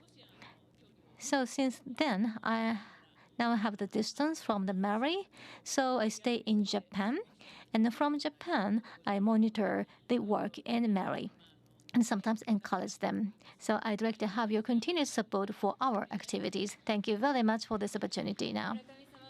And thank you very much, Ms. Murakami. Now please take your seat. Thank you very much. なく Surely you have been shedding the great light to the people in Africa. Thank you very much. では続きまして And next, we'd like to ask Dr. Nishioka Shuzo for commemorative speech. And please give a big applause to him. 西岡様どうぞよろしくお願いいたします。 Dr. Nishioka, the floor is yours.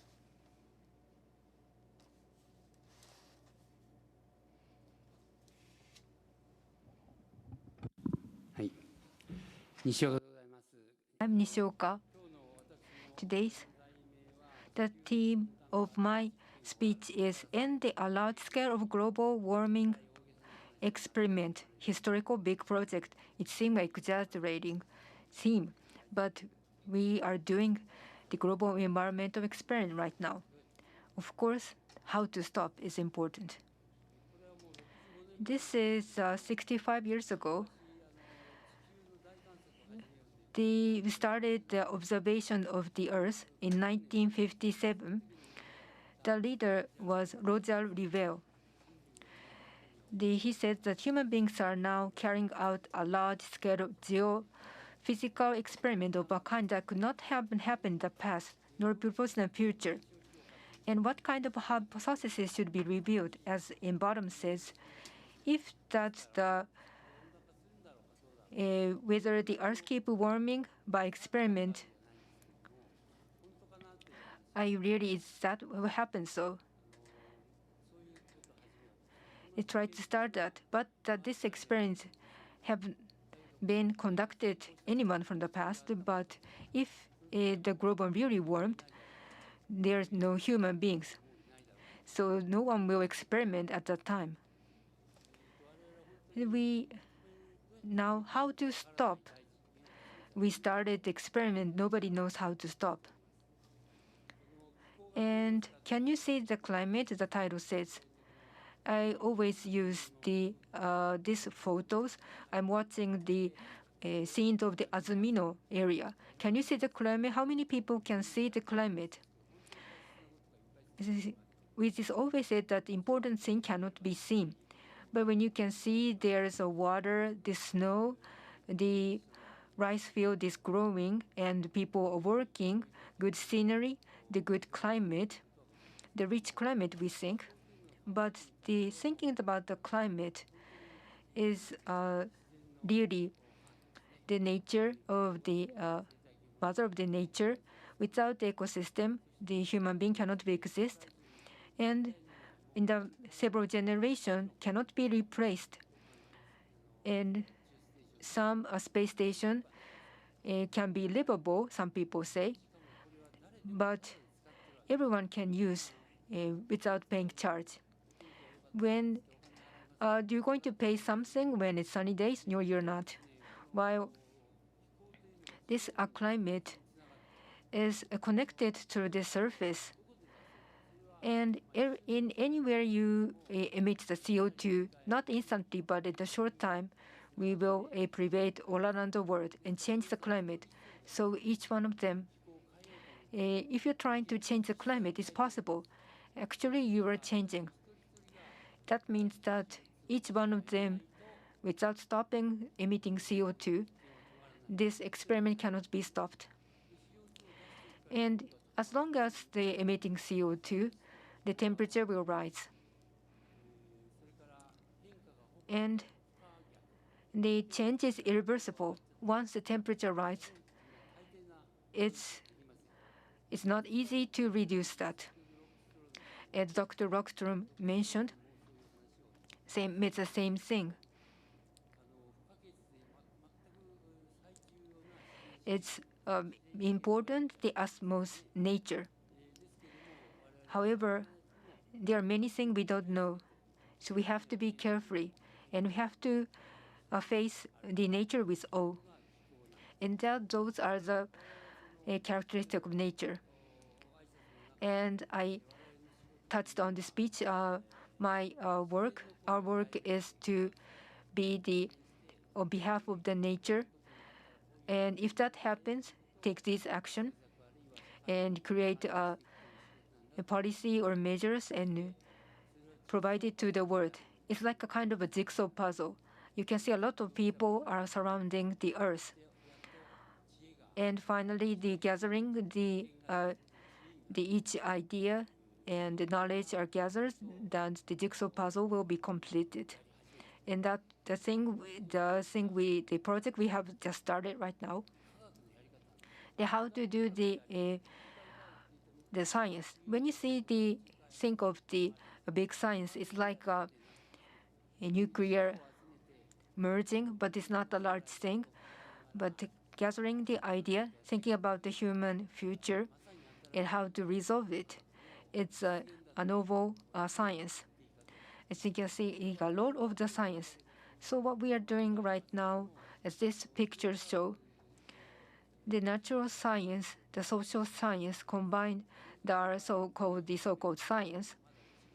That's a part of the science. All of the people must participate. I'm going to talk later. Could not stop the global warming. All the people can stop emitting. If one person wants to emit CO2, it will be raised by 0.1 degrees Celsius. So we'll bring it to the UNFCCC. As such, incorporate together. As that are doing in Egypt now.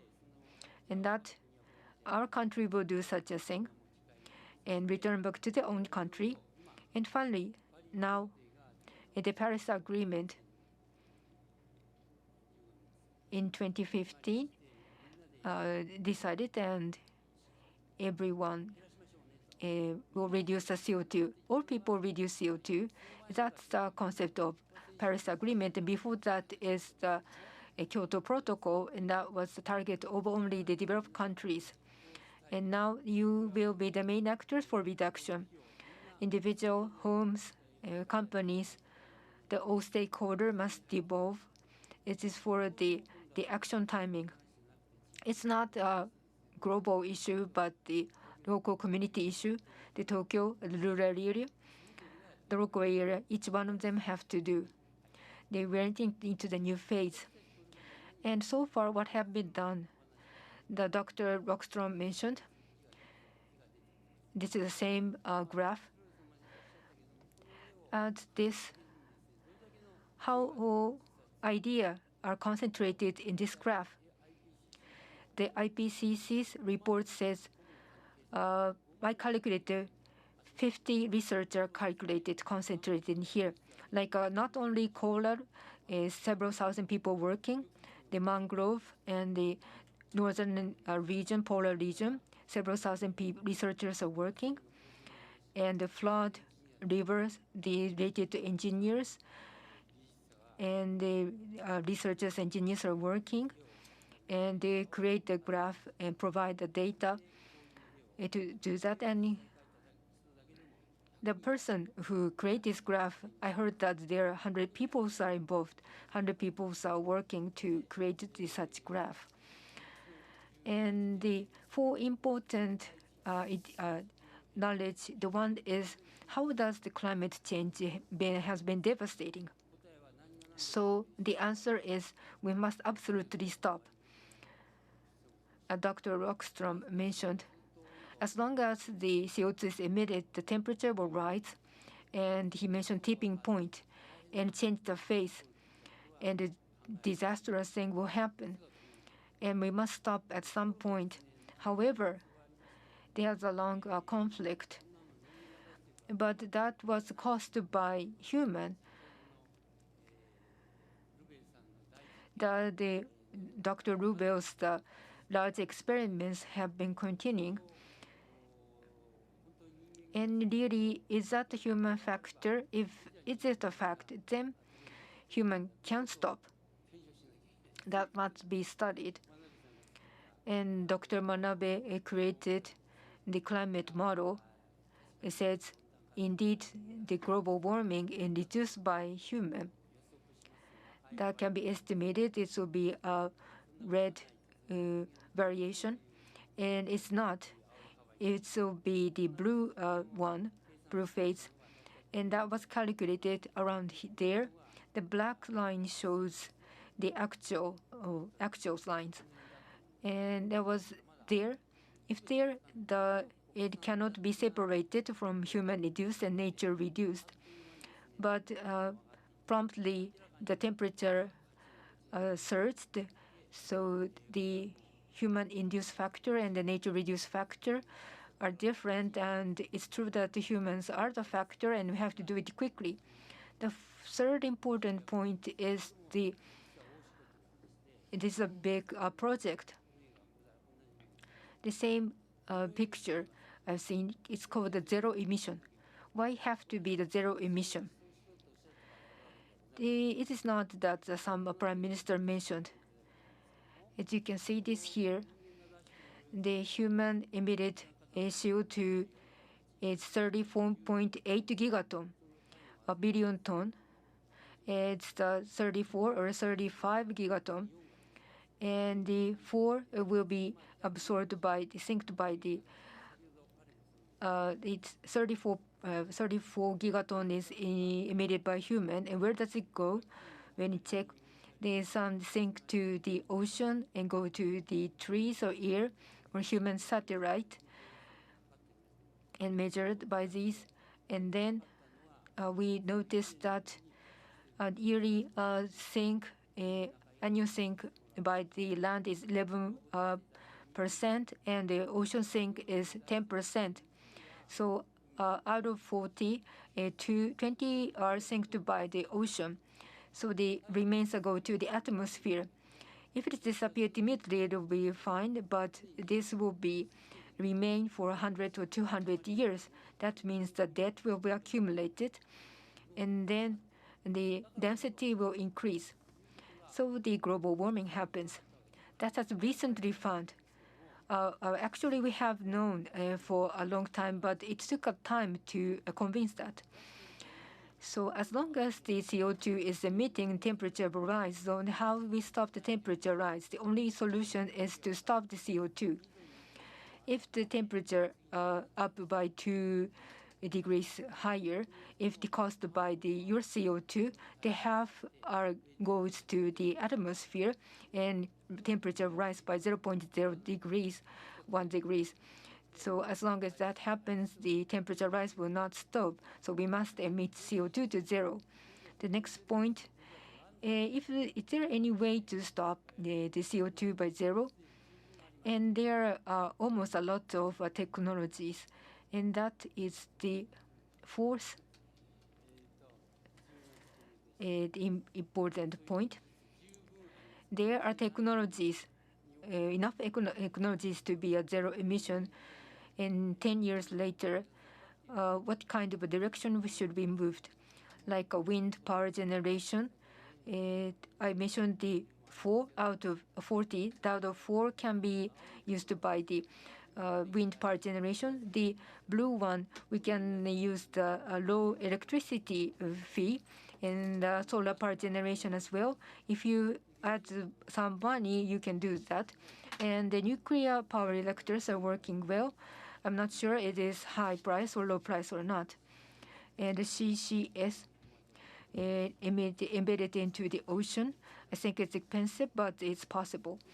And it's about the supply, but about the demand. In your daily life, they reduce the demand for energy service, which means the energy saving. There are technology energy saving, but you can make effort to reduce the energy. That you lose money by it. You will not lose nothing by energy saving. So it is advantage to do it right now, but not so many people are doing. And while this one, the new building that have a high energy efficiency, that make houses with zero emission. Now it take a lot of time, but for CO, you are not living for CO2 emission for 20 or 30 years to be a healthy life, and that you can invest for that. It will be a high potential. And for transportation is, I think, easy. in a sense, that you can change the car into EV, it'll be fine. I'm from the engineer. I have some words about engineering engines, but for the engines, the energy efficiency is high when you use electricity. But now the oil price is low, then switch into an internal combustion engine, but it can be changed into an EV. Difficult thing is now the production process. It's difficult to switch, but they must do it even if it takes a cost. We know that there are a lot of things we can do, but we have to do if we cannot stop this CO2. So we notice that zero emission is important. So we notice that we have to do. Then what we have to do right now? So for the past 10 years, the answer is that we must reduce drastically, that the temperature rise will not stop. And as mentioned, you can see this graph. As long as the CO2 is emitted, the amount will be cumulative. As long as that the temperature will rise, and by the actual measurement value, it will be confirmed, and the temperature rise for 1.1 degrees Celsius. And how much gigaton of CO2 are emitted to go to the 1.5 degrees Celsius, and how much remained to reach the 1.5 degrees.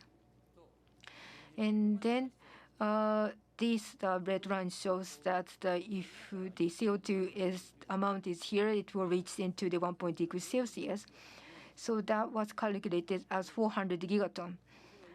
But now we emit 40 CO2 globally and in 1 year. So it divided into 10 years. 10 years is remained for us to be 1.5 degrees if this pace continues. So I would like to change concept.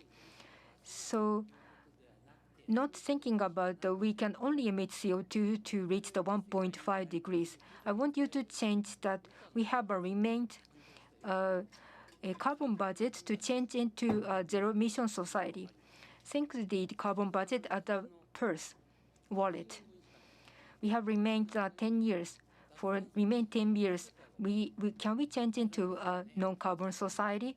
It is not possible. Looking back the past 10 years, what have changed? Think about that. It's impossible. So 20 years, 30 years, how much we can change? It will take 50 years, we think. And we have a limited budget. And you have to remember that there is no waste of time or waste of carbon resources. And the remained allowable carbon budget, how we can use it well. And this is the annual carbon budget. And we have emit a lot of budget, and it's 2022. And it's extended to a linear scale. And the already existing budget, carbon budget is in orange, and the remained one is the 400 gigaton. We can emit the only green parts, so we have only 20 years left. No matter we reduced, it is only 20 years left. Going back to the original, and currently, if we keep this pace, we will use up the carbon budget in 10 years. And for the next morning, we were forced to say, do not emit any CO2, but we cannot do it, you will say. But you will spend a very hot summer, and we will face a lot of flood. I think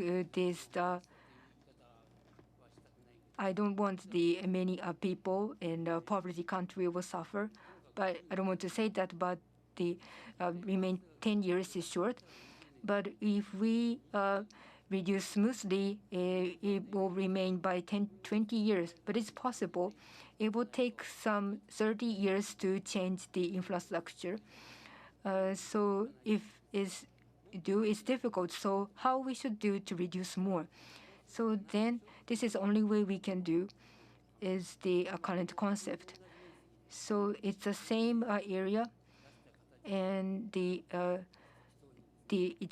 is a rough line. If this area and this area are the same, this will be the same line. If we dig into further, it will reach the 40 years.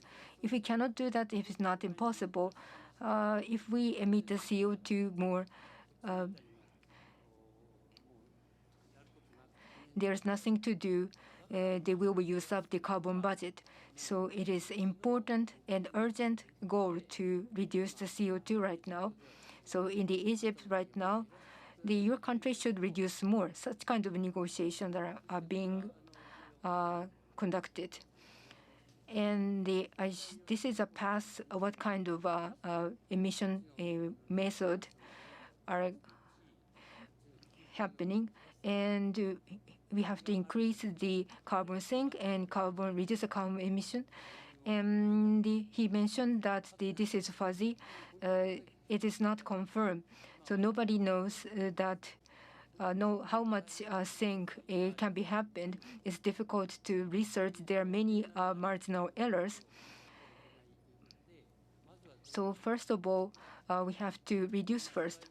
So currently, we say climate crisis. It's not a climate crisis. It's a human crisis because it's induced by human. It's not responsible for the climate. We cannot reach to the 1 degrees world, so people are in haste. That is what the climate crisis shows. So in 2020, the CO2 have been emitted like the black lines, and many countries are going to show the plan. And the UN asked to work more, but reduce only such a red line. So there is a big gap with the goals and the actual plans. So that is the 400 gigaton, the dust line. So it is not enough. And they scream and be heard. And this is the actual situation. So quickly, that all people are reduced the CO2. For example, that Japan reduction goal is weather on the linear line to achieve the 1.5 degrees Celsius. We have to think a lot of things. The global budget is 400 gigatons. The world population is now 8 billion. The 8 gigaton per person and 5 ton per person. And we have we have remained 5 tons of CO2 to change into a no carbon society. That is the role of the younger people. So when divided our goal into our Japanese population, it is 404 gigatons. So, and for a Japanese plan is now from 2030 going to a linear trend, in 2050 to be zero carbon, and the amount of CO2 emitted is surrounded by dashed lines. It's 16.6 gigaton, and it's divided by population. It's 6.4 gigaton. So in the current Japanese measures, if this is correctly distributed by population, it's not enough. Therefore, not going to the linear trend have to be reduced drastically, and the next 10 years have to reduce more, and cannot fulfill the Japanese responsibility, cannot contribute to the global warming reduction. So no matter how, we have no time to just emit as much as you want and reduce by technology. And when you are going to use the CO2, what we used into the low carbon society, the New Deal is happening. So we have to think. You have to think about the carbon budget. So that's a summary. We have to. Researchers are doing and reaching to the conclusion, and this is a role, my role. And first of all, you have to make a determination. The only way to be a zero emission. You cannot say we cannot avoid or we cannot do it, but you have to do it. You have to make a determination. However, you have to think positively, and then it is opportunity to change into a better world. So doing the reduce the CO2, it will be a good thing. Well, if we cannot do, we can entrust the young people. And so we are expecting for young people to do. And the approach is that try it what we can do. And do not think about the nuclear merge or a big scientific, and do not spend a waste of time and do some bidding. But we have to do the secure method to act on the zero emission. And we know the goal, and there's no time to detour and offset and off and directly going to the correct direction. So who will be the main actor? Of course, that the government or United Nations have been doing, and the local governments create a plan and trying to do, but it's not enough to. It's a global common sense. So, really, who will really going to reduce that? So each one of them have to reduce by themselves. Then that is my must take an action. So all of the people, the organization, if do not work, you'll be damaged. Your son, your children, your grandchildren will be damaged. However, the globally work and do more than you can do, and think about the surrounding people. But the new creation, new world, there is not happening like Anthropocene, the Dr. Roxton mentioned. But now we will create in the next era the exciting world. So think about that. If that will happen and succeed, every person, every stakeholder participated to work on the zero emission. So the where people gathered will be on the textbook of the 21st century. That the smart people, our ancestors, they work together. They switch into a decarbonized society. This will be surely on the textbook in the future. We were part of that, and we could expect for that. And this will be a successful example. I think that there were no wars. And what Japan can do, that Japan should make more effort and more contribution as equivalent as their national power. And in the UK, in their government budget, they conclude the carbon budget, and each government ministries are taking responsibility. So for the next 10 years, we should focus on the zero emission measures. So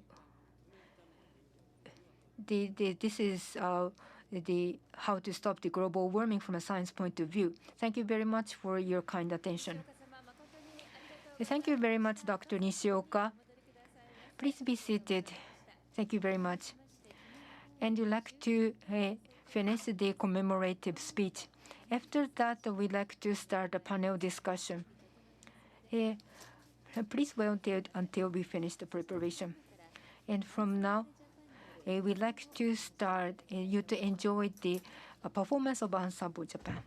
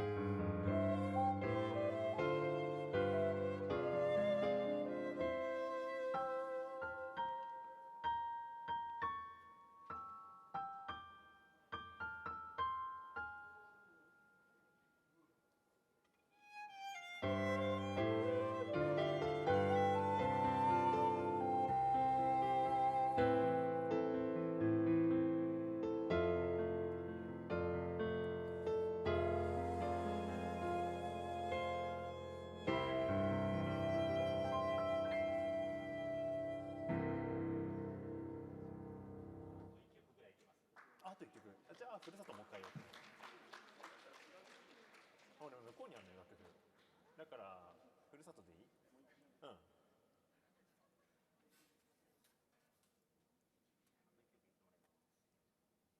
はい。もう一回。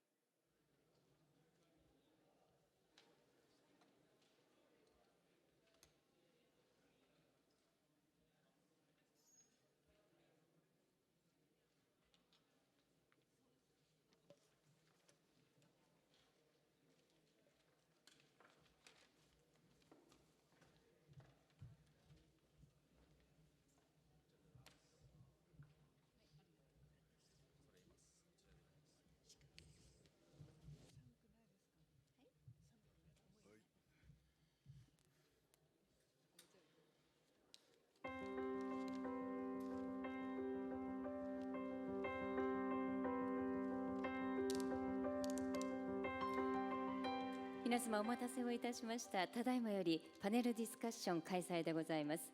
なお、ロックストローム様は COP27 への参加に伴い、パネルディスカッションへのオンライン参加がかなわなくなりましたので、急遽プログラムを変更し、この度殿堂入りされました村上和恵様、西岡修造様に加え、山際様、国谷様によるパネルディスカッションを開催してまいります。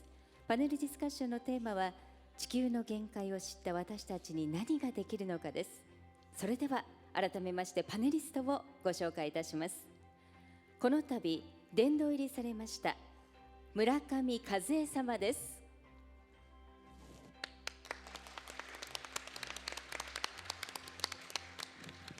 同じく西岡修造様です。続きまして総合地球環境学研究所所長山際十一様でございます。そしてコーディネーターをお務めいただきますジャーナリストの国谷博子様です。それでは国谷様よろしくお願いいたします。はい、皆様こんにちは。今日のモデレーターを務めさせていただきます国谷博子です。京都地球環境の殿堂、その殿堂入りをされた3人の方々のご講演を皆様お聞きになられて、今どんな思いでいらっしゃるのか、もう本当に私たちは焦らなくてはいけないといった気持ちに私はなっていますけれども、今日はこうした3人の方々のお話を受けまして、次の世代により持続可能な地球を残していくために、私たちはどのようにすればいいのかということを考えていきたいと思っております。今ちょうど、先ほどからもロックストローム博士、エジプトからご登壇いただきましたけれども、COP27 がまさに開催されていて、世界中で私たちがよりサステナブルな地球に向かって協調しながら、そして連帯しながら動いていけるのかという話し合いが続いておりますけれども、この会議の冒頭で国連の事務総長でいらっしゃいますグテーレスさんは非常に強いメッセージを発信されました。少しだけご紹介させていただきます。私たちは生死をかけた戦いの中にいます。そして私たちは敗北しつつあります。温室効果ガスの排出量が増え続け、世界の気温は上昇を続けています。私たちは気候変動地獄へ向かう高速道路をアクセルを踏んだまま走っているのです。そしてこの COP ではですね、気候変動の影響をより厳しく受けることになる途上国の人々から気候危機をもたらした損害と損失に対して、これまで大量に二酸化炭素などの温室効果ガスを排出し豊かになった先進国が資金援助すべきだという声が高まっています。こうした会議の中での緊張した空気も伝わってくるものなんですけども、気候危機という現実、そして生態系の劣化、生物多様性の喪失という人間自らが作り出したこうした危機、私たちは向き合わざるを得なくなっている。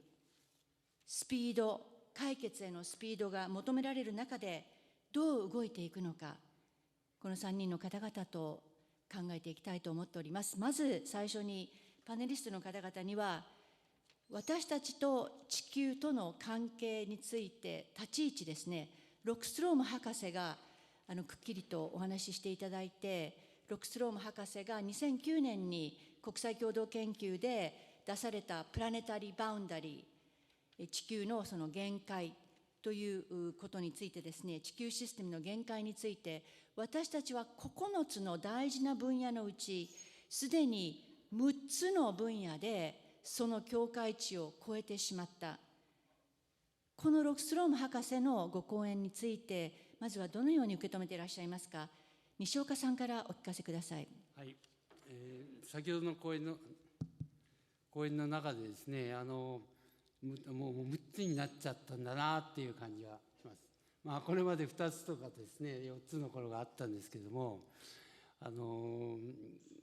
そういう具合に限界っていうのを示していただいたっていうのは、我々実はどっちかっていうと、もう少し細かいところをやるものにとって非常に分かりやすい例えでですねやっていただいて非常にありがたいと思っています。私どもそうやってこうやって示しましたようにですね、一つ詰めてはいったんですけれども、その最後のところのこの大実験がもし失敗に終わったらどうなるかっていうところについてはまだ不明なところあったもんですから、今日のような話聞きますと、ますますある意味では危機感も募りますし、お前たち、私のことですけど何やってたんだと言われたらですね、非常に恥じるところもございます。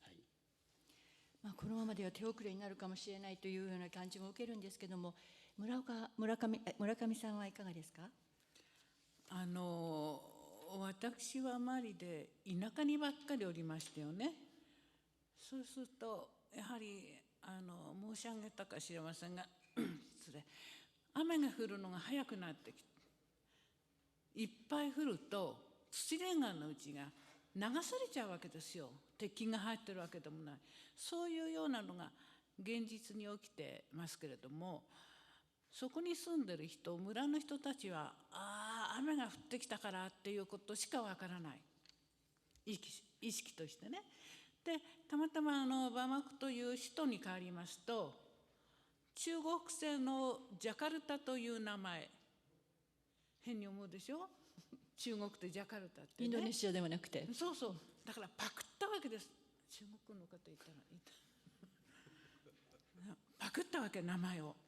ピンクやら紫やら黄色いにきれいなそのジャカルタが走ってるもんもんと画像でして、それ見てるとこれは何なんだろうと思うわけですよ。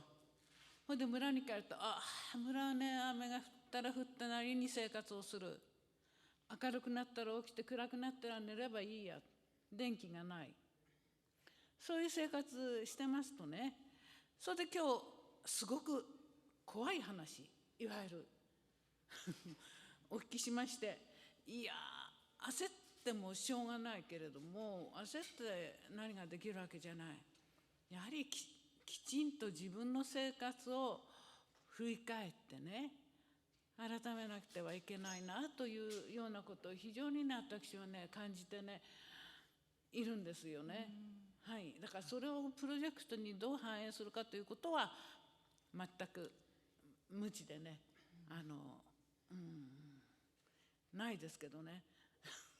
そんなふうにね、ごめんなさいね、なんかわけのわかんない話ですけど、そんなふうに思いましてね、そのギャップがね、都会の人と田舎の人のギャップ、いわゆる先進国の人の意識と発展途上国の人の意識のギャップというのが非常に違うので、ね。だから気候正義という言葉も生まれているように、なぜ豊かな生活を享受している人たちが出したものを、途上国の人々がよりその影響を強く受けなければならないのかという。で安いからその売るとね、途上国の人は買うわけですよ。ジャカルタでも何でも。どういうことですかね、やっぱり豊かになりたいものが欲しい。だから意味はそうでしょうけどもね、そういう状況がありながら人間の危機みたいな情報が入ってくる。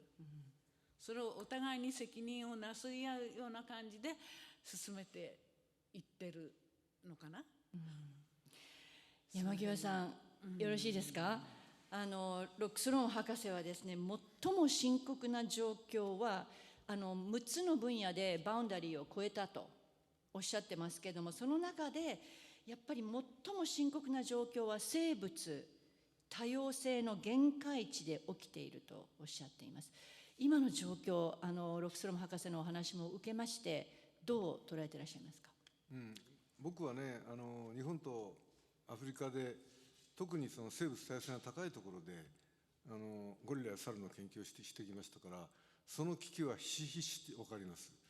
動物がいなくなって森だけ残っていて、でまさにこう持続性がどんどん失われてきているというのが今の地球の状態ですね。で今日ね、すごく印象に残ったのは、ロックストロームさんは地球9つのプラネタリーバウンダリーというものを見ると、地球というのは一つなんだと、全てがつながっているということをおっしゃいましたよね。で一方で村岡さんはジグソーパズルのようなものだっておっしゃって、でこの2つを同時に考えていかなくちゃいけないのかな。つまり今ね、国谷さんおっしゃったように、こういろんなものが絡み合っているような状態というものを、ただそれを科学的見地から見ているのはロックストロームさんや村岡さんをはじめとする科学者なんですね。それがどういうふうに今その村上さんおっしゃったように現地の人に伝わるかというのがわからない。西岡さんおっしゃったような現象、どんどん危機に迫られてるっていうのは分かるんだけど、一体どうしたらいいのか分からないっていう状態なんです。でね、僕は実は先々週ドイツのポツダムでロックストロームさんとお会いしたんです。その時申し上げたのは、グローバルノースとグローバルサウスっていうけれども、今までグローバルノースは先進国のことですよね。先進国の生活や暮らし、文明というものが当然のことながら良くて、で遅れているグローバルノースの人たちの生活を改善する、その支援をするということに正義を見出してきた。でもそれ逆転しなくちゃいけないんじゃないかと。我々が見習うべきは先進国ではなくて後進国と言われていたグローバルノースなんじゃないか。で実はですね、それは日本も体験してるんですよ。江戸時代、明治維新にですね、日本は遅れているという気持ちを大きく抱いて、欧米に追いつき追い越せというので、どんどん西洋文明を取り入れてきました。それが言ってみれば科学文明だったわけだけれども、それによって節約やリサイクルという美徳を日本は失ってしまったわけだよね。で今こんな状態になってる。で実はそのいいモデルが江戸時代にあったかもしれないということも一つ反省材料として考えるべきじゃないかなと思いました。で実はね、ごめん、ロックストロームさんって先進国のことばっかり言ってるようだけど、実は彼ケニア生まれなんですよ。アフリカで生まれた人だから、すごくねアフリカの話をしているうちにね、ケニアのケリッチョっていうところで紅茶を栽培してるよねなんて、そういうローカルな話が出てきてすごく盛り上がったんですけど、彼はよくグローバルノースのことも知ってます。はい、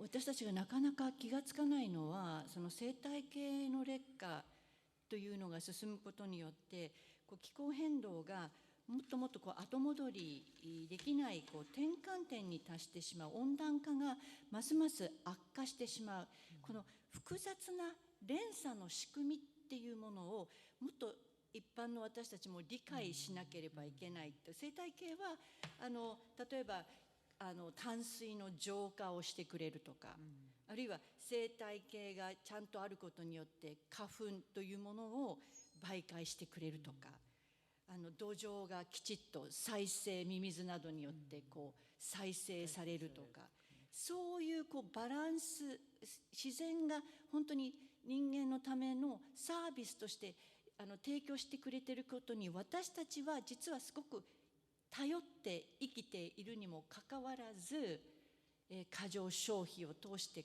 壊している。西岡さん、そのことの理解をなかなか深められてこなかったですよね。全くそうだと思います。先ほど一番最初のスライドに気候っていうのは見えますかっていう話なんですけどね、そういうことは今目の前の生活の中で考えてみたら、そういうサイクルがどうなってるかっていうことを勉強してもらえればですね、だんだん見えてくる話だと思うんですよ。だからそういう面で、身近ないわゆる生態学の研究にしても、そういう難しい話じゃなくて観察でもですね、そんなとこからしっかりと考えていかなきゃいけないじゃないでしょうかね。私たちは依存し合っている。そして西岡さんは15年前に2008年でしたでしょうか、70% 二酸化炭素を削減するための政策というのを打ち出されまして、その中身を見ると、今まさに提案されていることが全部列挙されていると、その12項目、今あの頃やっておけばという気にもなるんですけれども、なかなか進まないと。全く先ほど私申しましたように、技術もある、それから仕組みもどうやったらやればいいかっていうのも分かっていると、なぜかその一線があと越えられないという感じではありますね。出された時どんな反応があったんですか？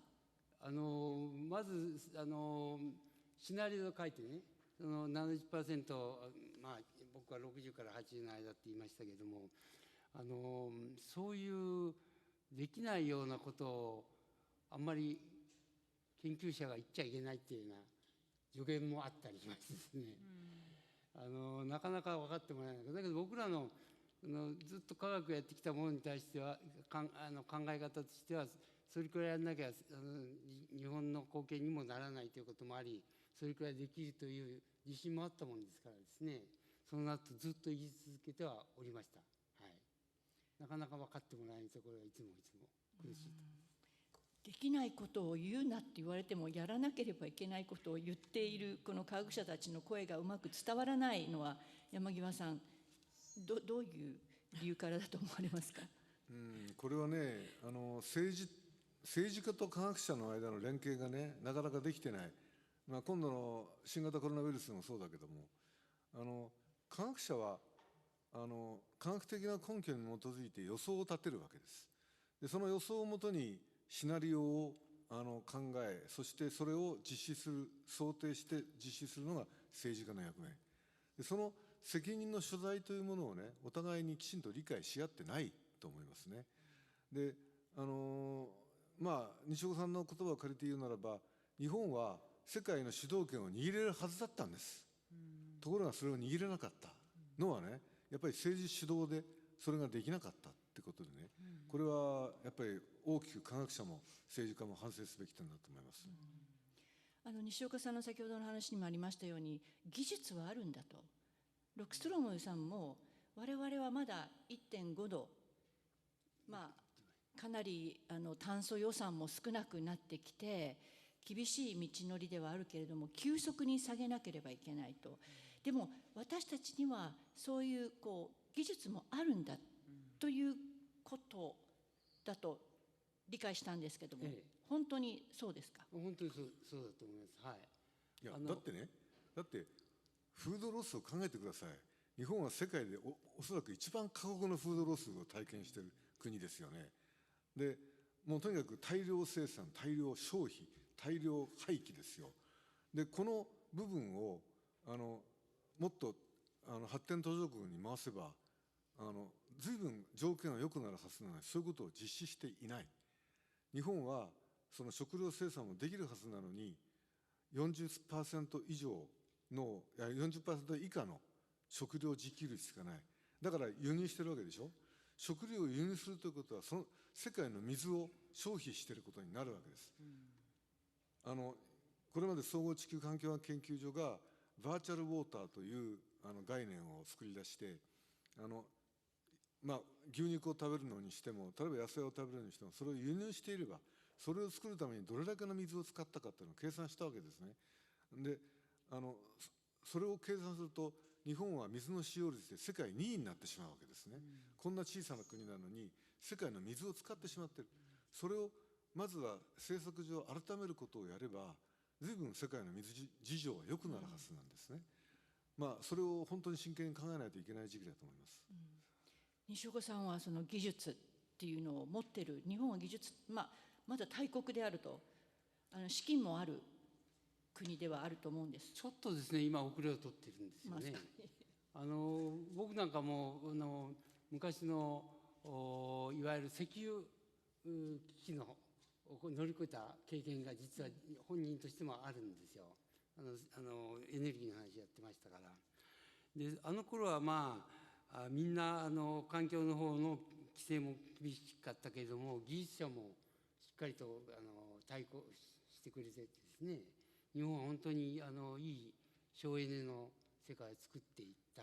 それがまた日本の発展といいましょうか、発展というよりも要するに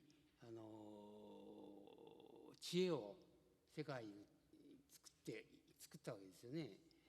そういうことができた元気のあった時代なんですけども、今ちょっと足りないですね。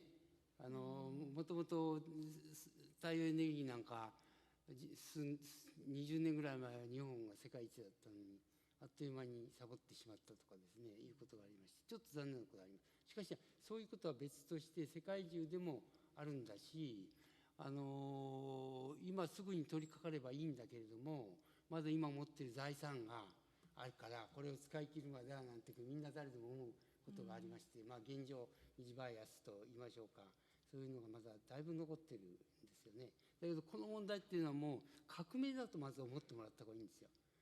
だからゼロにしなきゃいけないなんて話は本当に革命だと僕は思うんですけれども、そしたらそこから出発してバックキャスティングで今何やらなきゃいけないか、今のことは振り捨ててやっていこうという考え方で政策も企業も家庭も個人も設計してもらいたいですね。あるべき地点から逆算して今何しなければいけないのか、バックキャストしなければいけないと。でも成功例っていうのはちょっと考えてみたんですけども、よく言われるのがそのフロンガス、1980年代にオゾン層が限界値を超えてしまって、モントリオール議定書というのが採択されて、10年で 57% の削減というのが打ち出されて、で今はもう限界値の中に私たちはもう戻ることができて、回復2060年までにもうそこは直せるっていうところまで来ていて、やった経験はある。もちろんこれはフロンガスというものではあったんですけども、オゾン層の。だからそういうことかなと。いやこの問題はね、フロンガスよりも大きいというのは、フロンガスは割と一業界の問題だったりしたわけですよね。ですけど今のこのエネルギーの問題っていうのは皆さん一人一人の問題だということで、これはね社会科学者のね出番なんですけれども、なかなかそこのところが。なるほど。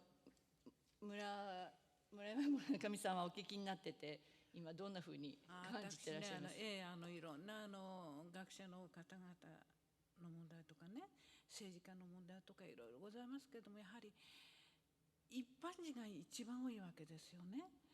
だから私たちの生活自体をそういう今問題になっている観点から見直して、もっといいものもっといいものということを探るのではなくてね、できる範囲ある範囲で我慢して、そういう意識を持っていくのがいいような気もしますけどね。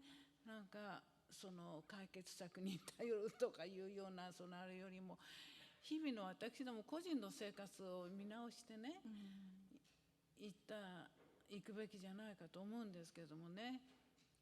でもこの求められる CO2 排出の削減というものが、これ多分国立環境研究所 IGES の研究で1人当たり CO2 排出は2015年で年間7トン出していると。で 1.5 度以内に収めるには2030年1人当たり3トンにしなければなくて、2050年には1トンっていう推計も出てるんですね。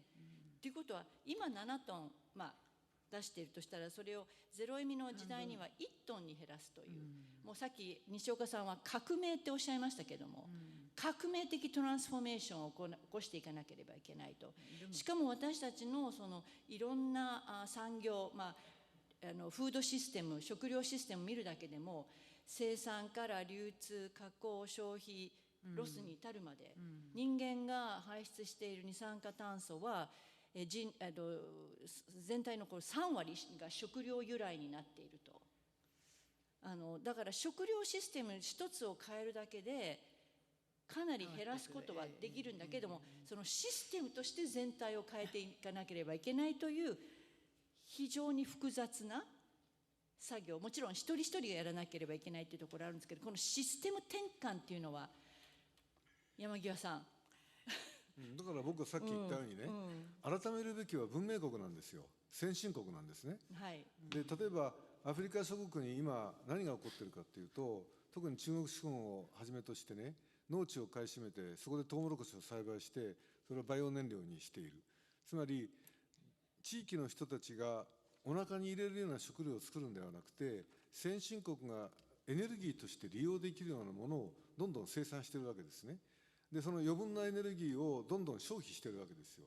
そういうやり方を改めて、ね、さっきグテレス事務局長が言ったように、その格差をなくして、むしろ途上国の方に資金を投じて、途上国の人たちの豊かな生活が可能なように転換をしなければいけない、そのために抑制しなければいけないのは先進国のねやり方であって、で僕は村上さんに聞きたいんだけど、やっぱりマリの人たちの生活を改善するということが医者としての役目だったかもしれないけど、我々が学んできたことも多いと思うんですね。私もアフリカで40年以上仕事をしてきて、随分いろんなことを学びました。例えば農業というのはたくさんのお金を稼ぐためにやってるわけではなくて、みんなが楽しく食料を生産し、それをみんなで分配して食べること、それが農業の原点だということを現地の暮らしから学んだ。それをね、お金を稼ぐためだけに精を出していったら、まるで工場で働いているような暮らしになってしまう。そんなことを目指していたわけじゃないだろうっていうのがアフリカの人たちから学んだことなんだけど、ぜひ村上さんからそういう話を聞きたいなと思います。学んだことっていろいろございますよね。無理しなくても自然に逆らわなくても生きていけるというようなこと、例えばそうですね、借り手の木をねたくさん植えて、借り手の実をいっぱい収穫して、それで油作って企業が買って、それをいろんな化粧品や何やね、借り手の油何%入りっていう売り出す。そうすると借り手の実っていうのはできた油をおばさん方がもういわゆる自分家で作るわけですよ。どんぐりのような大きな実の中。そして生活用の油なんです。それをね、先進国に持って行って化粧品に入れてチョコレートに入れたらあれ食用ですからね。そのために植えさせる。せっかくその栄養になるものがあるんだけれども、現地の人はお金が欲しい。そのために売っちゃうわけですよ。そのために植えていくわけですよ。なんかJICAなんて名前あげたらいけないけども、どっかの国にやっぱりいっぱいカリトの木を植えさせて、あそこにいっぱいあるからあそこからいっぱいカリトを持ってそう日本に行けば儲かるじゃないかという、そういうね、その先進国の意識、さっきのジャカルタもそうですよね。売ろう売ろう売ろうそういうようなやはり現実があるから、やはりアフリカの人、まあ知識が少ないと思います。やはり勉強がこう行き当たってないですからね。でも何らかの方法でもっとこう具体的に分かりやすい方法であれば、もっと意識が高くなって、ただただお金を得るために売ろうとかというふうなことじゃなくなると思いますよね。だからそういうような努力をしていくのも我々の仕事だと思うんですよね。ジャトロ派っていうのもありましたよね。ありましたよね。身を取って。そう燃料になるっていう。ありましたよ。あれだってね、あれだってと他の国の人が来て、いわゆるこう工場を作って植えさせるんですよ。でもあれ結構水が必要なんですよね。それとあれが育つところはね、トウジンビエやトウモロコシがいっぱい育つって言うんですよ。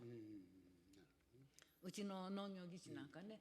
でもやはり何度も言ってある中国の会社が来て工場を作って、じゃあそのできた燃料はその地域の村のアフリカの人たちにね還元されるのってそうじゃないわけですよね。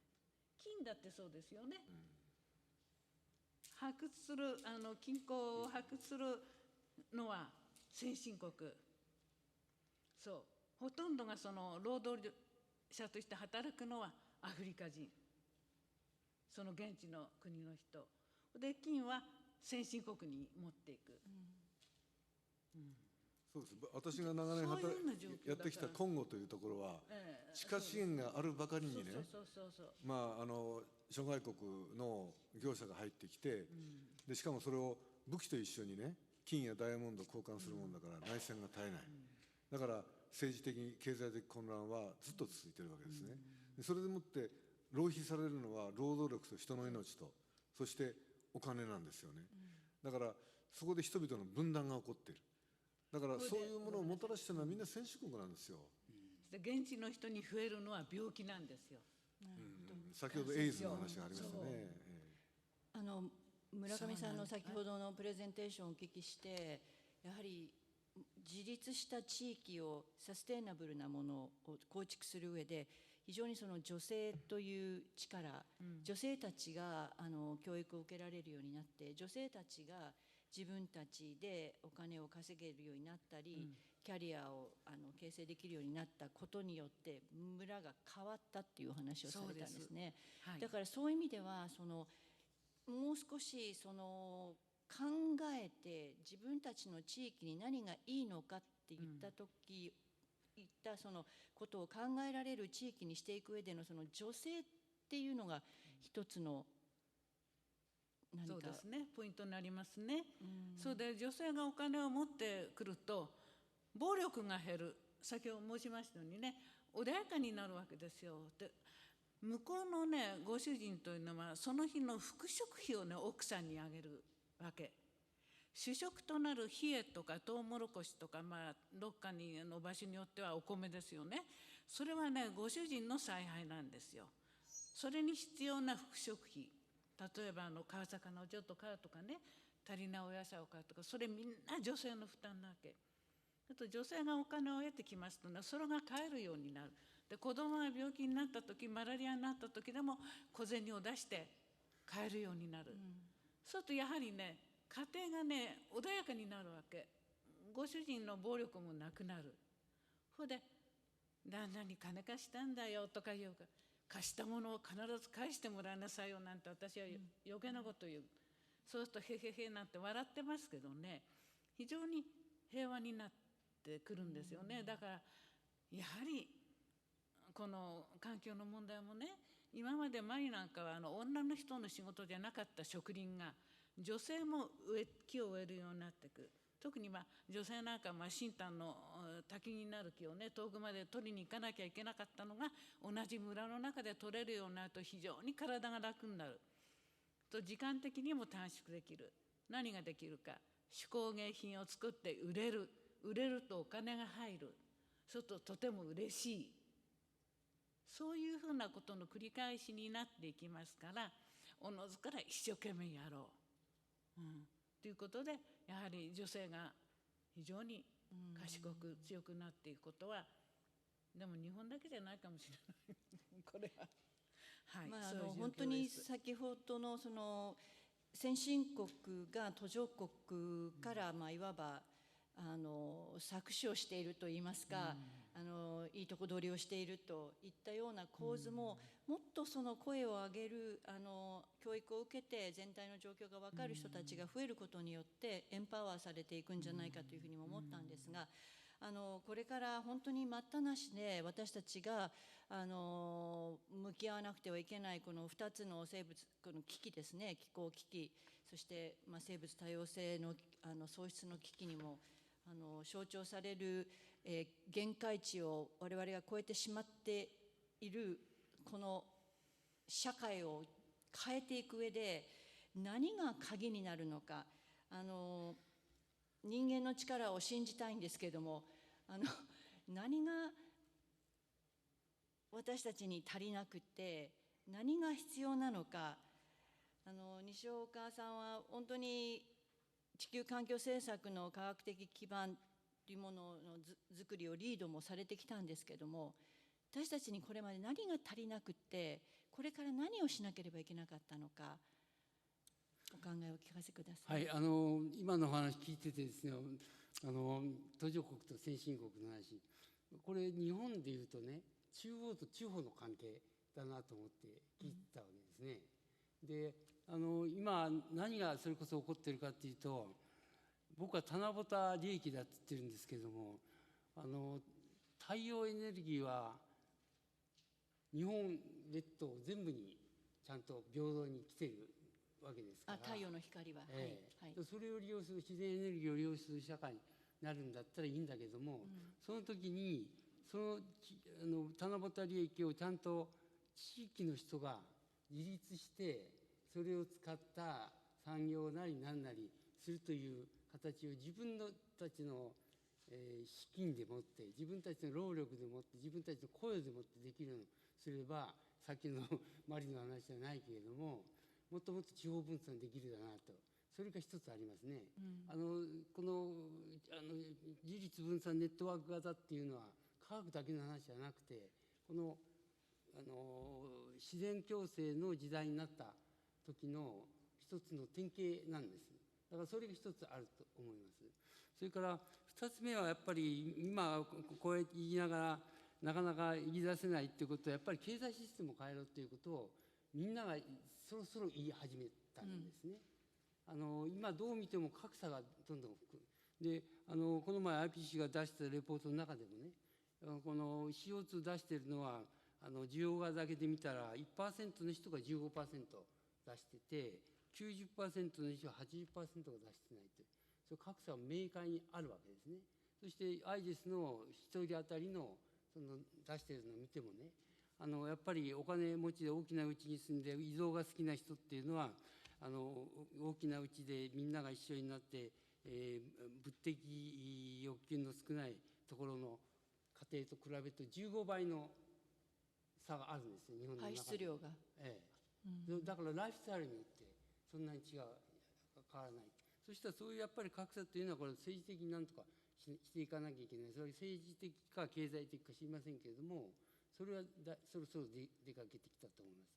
もう一つはやっぱり私今今世界中で炭素中立の国っていうのは名乗り上げるのはブータンなんですけどね、でブータンの方の話聞いてみると、ブータンの方さんっていうのは経済成長っていうのは手段であってね、最終目的じゃないんだと。みんなをこう幸福にするのはが最終の手段であり、じゃあ幸福って何かって王さんに聞いてみても、幸福ってやるのはそれぞれの人が満足すればいいんであって、何も俺が口出しすることじゃないというような話だとかね、いろんな面白い話があるんですけど、ワークスリープバランスっていうのがあって、ワークスリープ、スリープ寝るで、寝るバランス、そのワークというのは、これは世の中の人のためにみんなが働くんだから、その時間を取ってほしいと。で昔はここに自由時間とあったと、3つあったと。自由時間だけど自由時間までねコントロールする気はないからね、これ外せという話で、よく寝てくれりゃいいんだっていう話でですね、そういう具合にこう考え方を政策の中でやっぱ変えてもらえればね、だいぶ違うんです。で我々もそれに賛同しなきゃいけないですよ、やはり。もう西岡さんはもう30年間このことを言い続けてきて、私たちは危機を回避できていない中で悲観的になりませんか？僕は基本は楽観、基本は悲観なんですよ。悲観です、なんか悪くなるかもしれないと思いながらも、だけどこんな面白いことないと思うんですよ。手段も分かってですね、そして未来も悪いことないですよ。何も書いていいことばっかりですよ。どうしてやらないんだろうかと。そんなら面白がってやったらどうかっていうのが私の楽観的ないつも言ってる話です。大体今まで楽観的にずっと言ってきて、間違ったことはなかったんです。なるほど。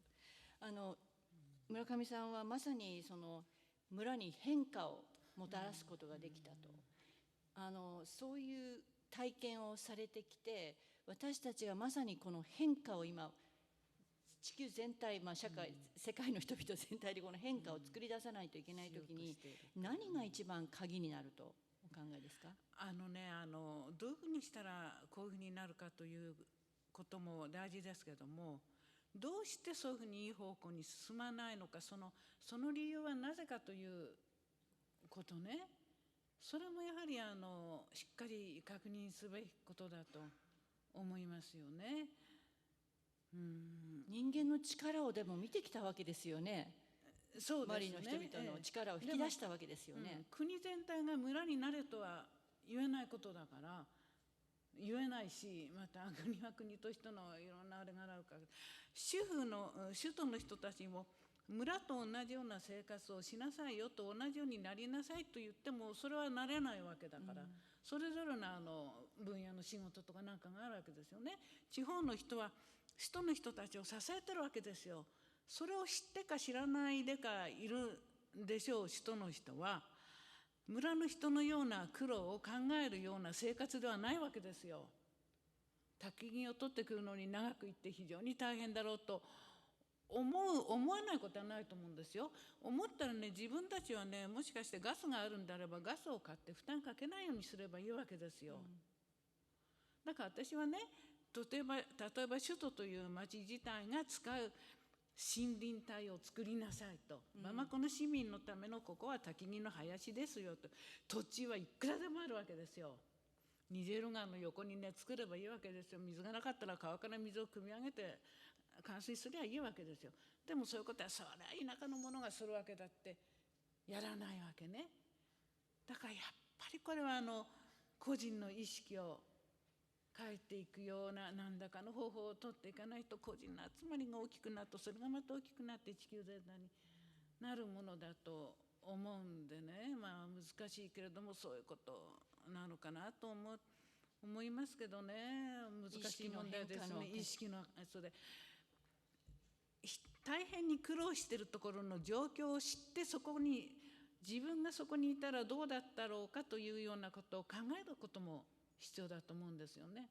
まさに村上さんがかつて貧しいアフリカを見てそして自分が飛び込んでいったっていうことなんだろうと思うんですけども、時間の関係で最後になるんですけども、この後高校生たちとのセッションがありますけども、そのディスカッションに向けて若い世代へのメッセージというのをお一人ずつお聞きして、このディスカッションを終わりたいと思います。いかがでしょうか。山際さんからお願いします。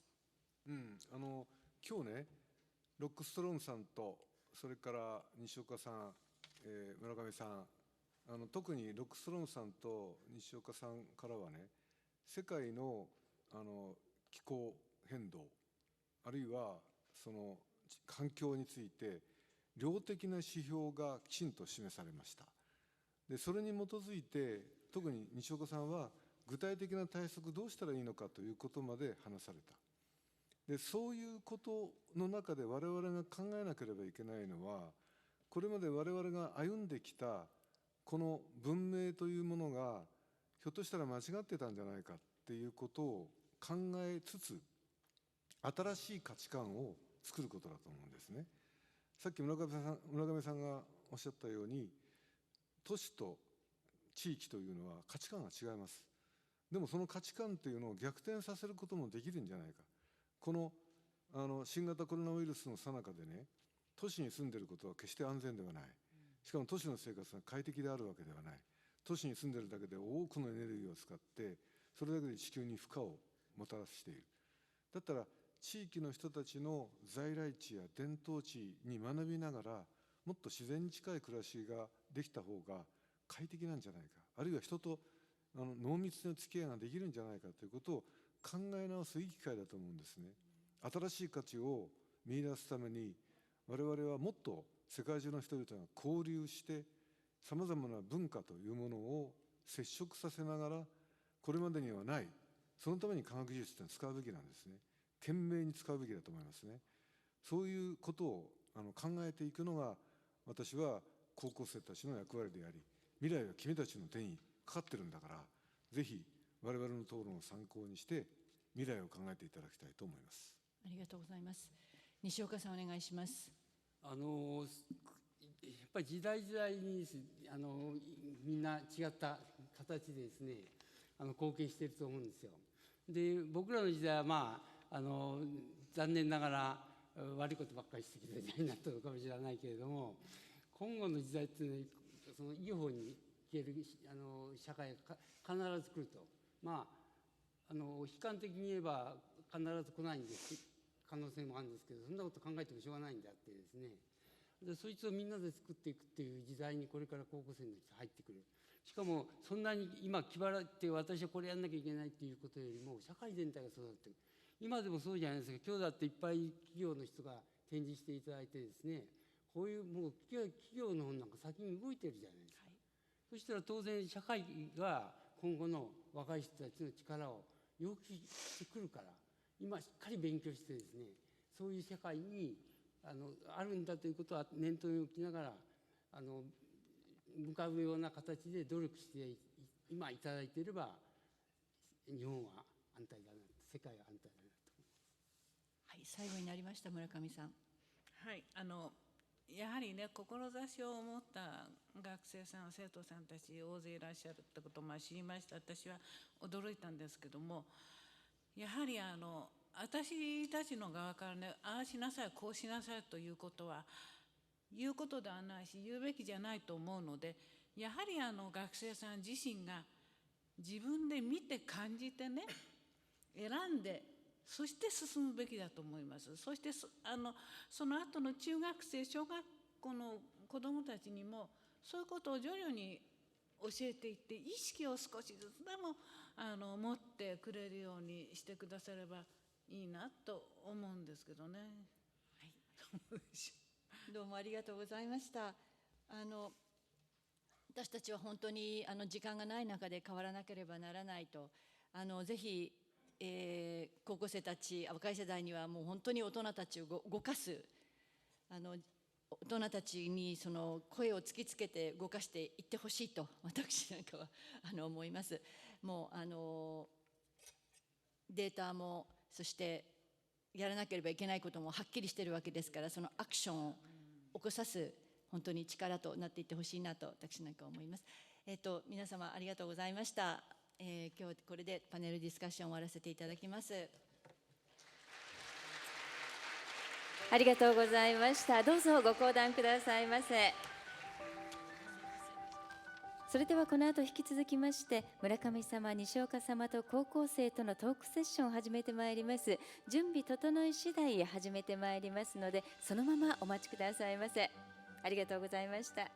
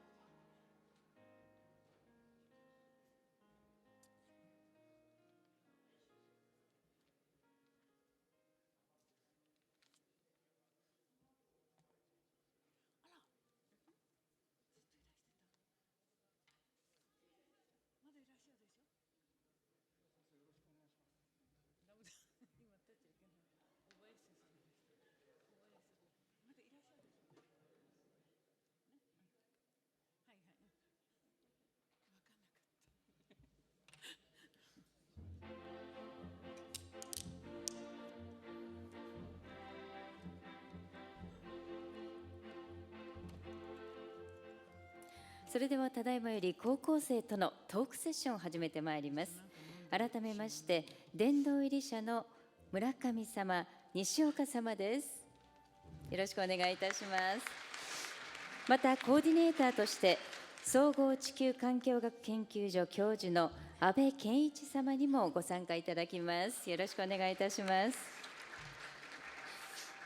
続きまして高校生のご紹介です。府立北陵高等学校山本幸宏さん、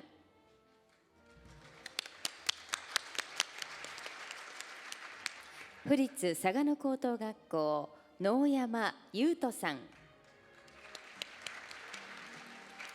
府立桃山高等学校北沢理子さん、府立南陽高等学校新谷逸樹さん、府立福知山高等学校岡本紗奈さん。まず高校生による気候変動学習プログラムについてご紹介いたします。府内高校生を対象に日本での気候変動に関する専門家のご講演などにより最先端の知見に触れる機会を提供し、気候変動に関する理解の促進や行動変容につなげることを目指すプログラムです。今年度は9校19名の高校生にご参加いただきました。勉強会では気候変動に関する専門家である京都府地球温暖化防止活動推進センター副センター長の木原弘隆様、東京大学未来ビジョン研究センター教授江森聖太様、京都大学大学院地球環境学堂教授宇佐美誠様を講師としてお迎えしました。そして振り返り学習会では殿堂入り者の西岡様をお迎えしご講演いただきました。次に勉強会で学んだことや自ら行動していきたいことなどをまとめて英語によるビデオメッセージを作成したり、他校生と交流を行い GBEF コンクールに応募するなど非常に意欲的に取り組んでいただきました。この会場では作成されたビデオメッセージのうちの一つをご紹介いたします。それではご覧ください。 Hello everyone, we are students from Kyoto Kogakuin High School. In this video, we will share what we learned from the climate change program and what we think about it. In this program, we learned about climate change from experts, so we decided to think more about environmental issues. What particularly struck me was that in Japan, climate change denial is widely advocated, and climate change misinformation is believed by a relatively large number of people. One of the reasons why climate change denial has spread is that self-proclaimed experts who are not very familiar with the science behind climate change spread false knowledge, and people who feel anxious about global warming believe it because they don't want to believe that climate change is actually happening. The argument made by the climate change deniers is that temperature rise was occurring even before the Industrial Revolution and that it is a natural process. However, this evidence cannot explain the rapid rise in temperatures since the second half of the 20th century. Despite the lack of scientific evidence, many people generally believe those false claims. We thought that this situation was caused by a lack of correct knowledge. Therefore, to address the problem of climate change misinformation, we propose a multi-education approach. The first step in the multi-education approach is to hold a workshop. Then invite other participants to hold workshop as well. First of all, if a person makes even small contribution to the workshop, such as assisting with lectures or answering questions, from there, if you increase the activity little by little, you can spread knowledge and generate awareness without resistance. Eventually, I would like to be able to give lectures by myself. This allows you to educate more people than you would normally be able to. In addition, it becomes a place to share and build knowledge that you already have. We need to keep in mind that negativity is often fueled and we need to be very careful how we treat it. Still, I think it's important to be able to teach the right things instead of denying them without thinking deeply about the issues. Thank you for listening. 取り組みの一つをご覧いただきました。それではトークセッションを始めさせていただきます。安倍様、お願いいたします。はい、それじゃあ始めましょうか。まずみんなに自己紹介一人一人してもらおうか。それから質問を受けていくということにします。先ほど、国谷さんの方が気を使っていただいて、高校生へのメッセージということをお二人からお二人にお聞きしたので、それを踏まえてまた実際に今日西岡先生そして村上さんから話を聞いてさらに考えたことがあると思う。それをもうどんな質問でもいいからもうしてもらえたらと思います。最初そしたら簡単に自己紹介、山本君の方からやろうか。OK。座ったままでいいよ。北陵高校2年山本幸宏です。気候変動問題っていうのは私たちが生涯生きていく中で、付き合っていく問題だと思っていたので、もっと知っておく必要があると思って今回のプロジェクトに参加させていただきました。よろしくお願いします。野山君、マイクいけるかな。OK。嵯峨野高校1年の野山優斗です。私は失われつつある文化や自然を守りたいっていう思いでこの場に来ました。よろしくお願いします。北澤さん。京都府立桃山高等学校1年の北澤理子です。高校では音楽が好きなので吹奏楽部に所属しています。今回この気候変動の勉強会やこのシンポジウムに参加したのは、環境問題に興味があり高校に入って、せっかくなのでチャレンジしてみたいと思って参加しました。はい、ありがとうございます。南陽高校の新谷樹です。私が環境問題に関心を持ったのは小学校の総合的な学習の時間で、そこで地球環境について触れて、そこで環境問題に触れ、学習会を通じてここにたどり着きました。お願いします。で最後岡本さん。福知山高校1年の岡本さんです。私はもともと気候変動問題や環境問題に興味があり、解決のために何が必要かを考えたいと思い、今回このプログラムに参加しました。よろしくお願いします。早速そしたら質疑、皆さんからの質問もお二人の伝統理者にということですけど、その前にみんなマリのことについて何か知ってたか。マリ、今日村上さんが話をしてくれた。知らなかった。何も知らない。そうしたら最初は村上さんへの質問から始めようかなと。今日初めて村上さんの話を聞いたし、最初誰にする、北澤さんから行こうか。村上さんに今日の話を聞いて、それで2人の殿堂入りの方、西岡先生、村上さん、時間が結構押してるんで短くお答えいただけるとありがたく思いますのでよろしくお願いします。それじゃあ北澤さん、質問の方。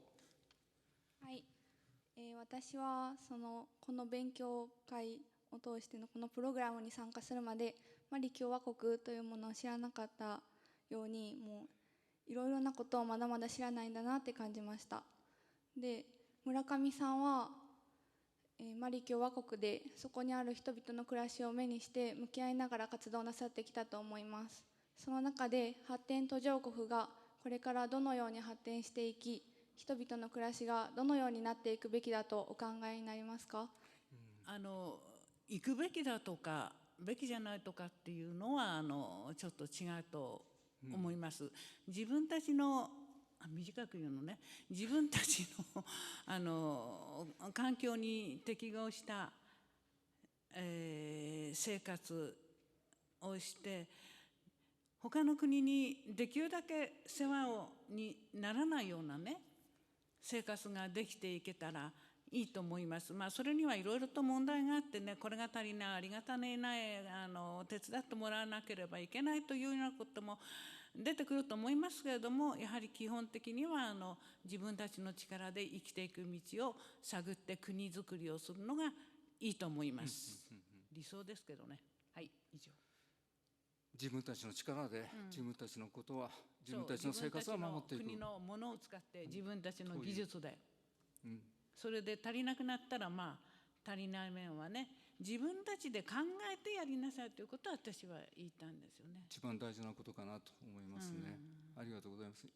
北田さんいい、また後で質問の機会もあると思いますが、そしたら続いては西岡先生の方への質問。西岡先生はもう一度オンラインで顔を合わせてまた話をお伺いしたということがあるけど、さらに聞きたいこともあると思う。そうしたら新谷君、西岡先生へ質問がある。はい。はい。勉強会で西岡先生のお話を直接聞いて、そこで疑問に感じたことなんですけど、残りわずかな期間で達成しなければならない低炭素社会の発展と脱炭素社会の実現において、私たちのような若い世代が一番に、私たちのような若い世代に一番に求めることとは具体的に何でしょうか。教えていただけるとありがたいです。はい、西岡先生お願いします。一番だけじゃ足りないんですけれども、一番にできるのは高校生と思わないでですね、今も直接フロントにいるとぐらいに思ってもらってもいいと思う。と言いますのはあなた方でも今できることいっぱいあるんですよね。こう勉強して例えば学校全体をね、脱炭素キャンパスにしてみたいという提案をしてみるとか、家庭の方ではですね、お父さんお母さんにどうせうちを建てるならうちを建てようとかね、いろんなこう知るとできるじゃないですか。もうそれくらいのねことを僕らは期待したいんですよ。実践でやってもらいたいと。だけどそう必ずしもできない場合もありますから、差し当て私先ほど申し上げましたように、どうせそういう時代を生きてきたらですね、必ず皆さんのいろんな能力が役に立ちますから、そういうことがあるということを念頭に置いて、しっかり物理科学好きなことを勉強してもらいたいと思います。ということです。いい？そしたら次岡本さん行こうか。私は西岡さんにお伺いします。西岡さんは長年環境問題について国際的な活動も多くされてきたと思います。その中で今の日本がすべきことや、日本が外国と比べて気候変動対策が遅れているという話もあって、日本が外国と比べてその対策で十分でない点などを具体的に教えていただきたいです。先ほども私の講演の方で申し上げましたけどね、別にこれ日本だけじゃなくて世界的にまだ足りないんですよね。別に日本だけが遅れてるっていうのはどの国でもそんなに炭素予算を減らして頑張ってるというところが全部じゃないわけですから、そんなことは別として、ともかくもう少し目標高く持ってもらって、そして、無駄遣いをしないで、まっすぐに脱炭素に向かってもらいたいというのは日本の政策としては考えてはおります。あと国際貢献と言いますけどね、一番の国際貢献というのはやはり日本が減らすことが一番ですよ。で日本が減らすもしないでね、国際協力って何の役に立たないんだってですね、もちろん国際協力はこれはもう我々同じボートに乗ってるわけですからやらなきゃいけませんけれども、自分たちがやらない分を人にやってもらうっていうのは考え方でやっちゃいけないですね。村上さん、今の質問は実は西岡先生への質問ですけど、やっぱ日本ができることはと、もちろん周りの人たちが自分たちで自分たちの生活はということですけど、今日本にできるということが、マリ共和国での経験から何か高校生たちに伝えておきたいことがあればぜひ。日常生活で無駄をしないということね、それはちょっと努力すればできることだと思うんですよね。食べ物に関しても何に関してもそうじゃないですか。無駄が非常に世界一ロスのというお目がある国ですから、やはり個人一人一人がそういうふうな意識を持って努力していくのがいい。まず自分たちでと、そうと思います。国際貢献とか、あるいはそれにも通じると思いますね。ということですね。はい、ありがとうございます。そうしたら続いて、野々山君行こうか。どちら、村上さんにしようか。村上さんに質問があれば。途上国では地球温暖化の影響が大きいけど、その働きかけをすればするほど成果を感じやすいと思うのですが、この認識は正しいですか？働きかけをすればするってどういうことですか？こういうふうにしなさいというふうに意識を高めるように啓発していくっていうことですか？なんかこう自分の生活を変えようと努力する。そういう、さっき申しましたように、私はね、村女なんですよ。なんて？村女、村にしか村女っていうか、村で生活をしてますから、常に村の人のレベルを見てますから、そこのところで彼女たちに無駄をしちゃいけない、何をしちゃいけないって言えないというよりも、私が教わる方が多いわけ。非常にバケツいっぱいの水を有効に使ってます。お鍋の洗い方にしてもね、物の洗い方にしても無駄なくやるんですよ。そういうふうなのを見てますからね。それで都会に行きますとね、全く違うわけ、意識が。だからその辺の違いですよね。どういうふうにしていくかって。私は村のプロジェクトですかね、都会の人たちの意識を変えるというような、たださっき申しましたように、その滝がどんどん消費されていくような状況をもっとね考えていくとかなんかねしてくれればいいと思うんですけどもね、もうそれはね、俺らはこういう生活をしてるんだからといってあまり変えないんですよね。変えようとする意識があまりないんですね。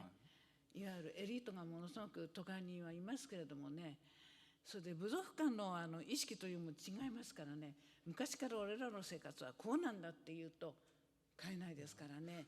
その点実は西岡先生も先ほどの、パネルディスカッションの中でも都市の人、農村の人、やっぱ、日本で行くとそういったことが大きく実は考え方も違う。日本ってでも同じに近くないですか？そんなことないですか？分かんない。ちょっと西岡先生に質問という形で。いや、それちょっと余分だけど。どうでしょうかね。なんかもう少し例えばあんまり規制というわけにいかないんですよね。規制したくないとついつい思ってしまうんですけども、ある程度規制した方がいいとこまでいくと。これ民主主義の話になりつつ、そうですね。むしろ今みたいに例えば中国のコロナ対策みたいなところまで行ってしまうとね、行き過ぎたなという言い方になるんですけれども、何かの統制がないともうダメな時代になっていくんじゃないかという心配がありますね。それほど厳しいですよ、状況としては。野山君、ちょっと質問からだいぶ離れてしまったけど、ちょっとまだ聞きたいってことある？大丈夫か？じゃあもし先進国では、その地球温暖化の影響が小さいというか、そんなに感じづらくて、その分成果も感じづらいと僕は思うんですよ。どんだけそのプラスチックを減らして紙の袋を心がけようとしても、その地球温暖化が防げていると感じづらいと思うんですよ。それでどんだけ地球温暖化に働きかけても意味がないんじゃないかって、長い時間していると考えてしまうんじゃないかって思って、だからその地球温暖化がプラスに感じる、忍耐とかそういうマイナスのイメージじゃなくて、楽観的じゃないですけど楽しく感じるような方法っていうのはないですかね。いや、私はね、いつも思うんだけども、絶対次の世界の方がね、いい世界になりますよ。だけどどうしてみんなそう考えるの？みんなどうして暗い世界だ暗い世界だと思うんですか？節約した方がね、いいに決まってるんですよ。で、人がね、あれかいこれかいって言うからね、買いましたとかね、そっちがナウだからやるとかね、そんなことをちょっと考え直してみたら、そんな面倒くさいことやらなくてってもっともっと楽しく暮らせるじゃないかと思ったらいいじゃない。あんまり、大人がね、そんなことは苦しいことだと、つまんないことだと、そういう節約したりすることをね、言うことよりも自分たちで信念をしっかり持っていればね、それが楽しいことになるんじゃないですか。ありがとうございます。今西岡先生の言われたことすごく大事なことで、なんか気候変動、温暖化対策をすると生活の質を落とさなきゃいけないと思っている日本の人は多いみたい。実は違う、世界中で見たら逆。温暖化対策をするということは自分たちの生活を豊かにしていくということ。これは2015年でしたっけ、西岡先生、気候変動枠組条約の事務局が全世界にアンケートをやって、ほとんどの国が対策をすることで生活の質が豊かになるということ。日本だけ逆なんや。でもだから何か我慢しなきゃいけないと思ってるけど、実は君らもこれからもっとより豊かな生活を、社会を作るというこんな楽しいことなんだと。気候変動対策をするというのは、そういったことを考えるというのも大事なことだと、西岡先生がおっしゃってくれたことだけど、ごめん、ついつい長く喋ってしまった。いや、山本君まだやったね。OK、山本君。西岡先生に質問で、今回のプログラムで一人一人が例えば LED にしたりとか、無駄なテレビがついてる時間を減らすとか、そういう地道なことをしても一人したところであまり変わらないっていうことが分かったんですよ。でも一人一人意識して普段からできることの中でなんか一番意味があるというか、なんか地球温暖化が進むのを防止できることって何だと思いますか？いや、今おっしゃったのは非常に矛盾があってね、地球環境になってみんな一人一人がね、ちょっとずつの集まりなんですよ。でそれをしない限りはね、さっきも言ったように1.5 度になった途端にね、誰かちょっとでも出したらまた温度上がっちゃうんだから、今の言い方だと一人一人が何やっても役に立たない、その考え方自身を直さないかんです。はい、みんな一人一人責任があるんですから、はい、そういうことです。いいか。もう一通りぐらいみんなに質問をしてもらいたいんですけど、あと6分しか時間がないということなんで、まだ質問したいとみんな思ってるかもしれないけど、早い者勝ちや。手挙げて、もう一つこれ聞きたいと。OK。新谷君。ちょっと西岡先生に質問したいんですけど、急進的な改革というか変革っていうのは、やっぱいわゆる現状維持バイアスとかが働いて、あんまり持続しないのかなと思ってしまうんですけど、どう思われますか？そんなことありませんよ。その目的が正しければね、改革を早くやった方が当然決まってますよ。でだから僕は技術的にできる、やるものはやり方は決まってる、どうしてやらないんだっていう、あなた方の意気込みだけですよ、単に。だからそういう技術があるということをもうちょっと自分の自信を持てるだけまでに勉強してもらえばね、絶対先行ったとこ得だから、あなたも動くと僕は思いますよ。どういうこと？新谷君ええかな？ OK、 頑張って、もう最前線に立つつもりで、これからさらに勉強を続けてもらえればと。あと一つだけぐらいはいけそうな気がするんだけど、せっかくだから会場の高校生、北陵高校から多く来てくれてるんで、代表渡辺君、はい、立って、そしたら質問、誰にする？2人にしようか。OK、はい、渡辺君、頼む。ちょっと待って。はい、どうぞ。考え方が違う人を、もう一回行こう、最初から。お二人に質問で、考え方が違う人をまとめるためにはどうすればいいですか？いろんな考え方がある、価値観が違う人たちをやっぱり一つにしていく。村でもそうだし、地球環境問題もやっぱりいろんな考え方、途上国と先進国でもいろんな考え方がある。そういった考え方が違う、多分そういうことやな。人がいた場合、一つにする。それはなんか特効薬はないけど、こういったことが大事ちゃうかなというのはなんかない。私が言っていいですか？まず、考え方の違う人を一つにすることはとても無理なことだと思います。考え方はそれぞれの個性だから、その個性のいいところをね、例えば伸ばしてあげるというか、そこまで言ってるわけ質問じゃないと思うんですけども、無理だと思いますけどね。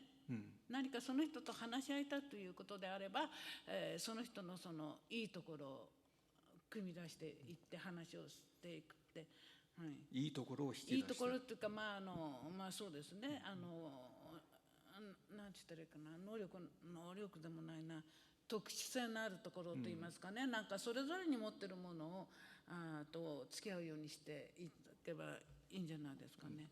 はい、そしたら続いても西岡先生。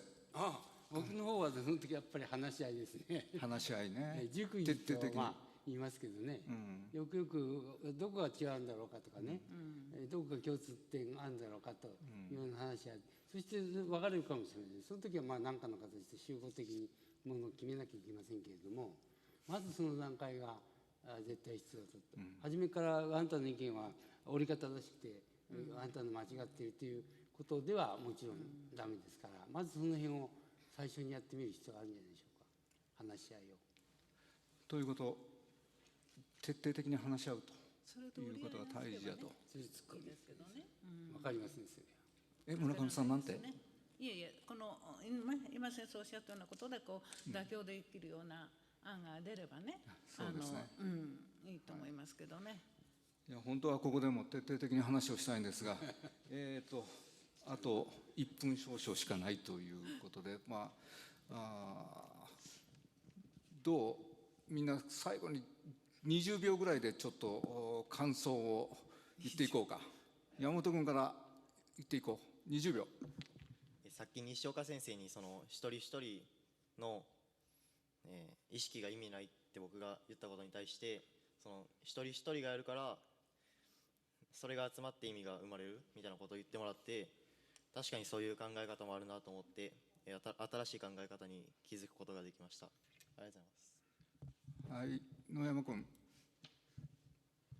なんか一人が大きなことをするんじゃなくて、一人一人が小さなことをしてって、それをだんだん大きくしていくっていうことが大切なんやなっていうことに気づきました。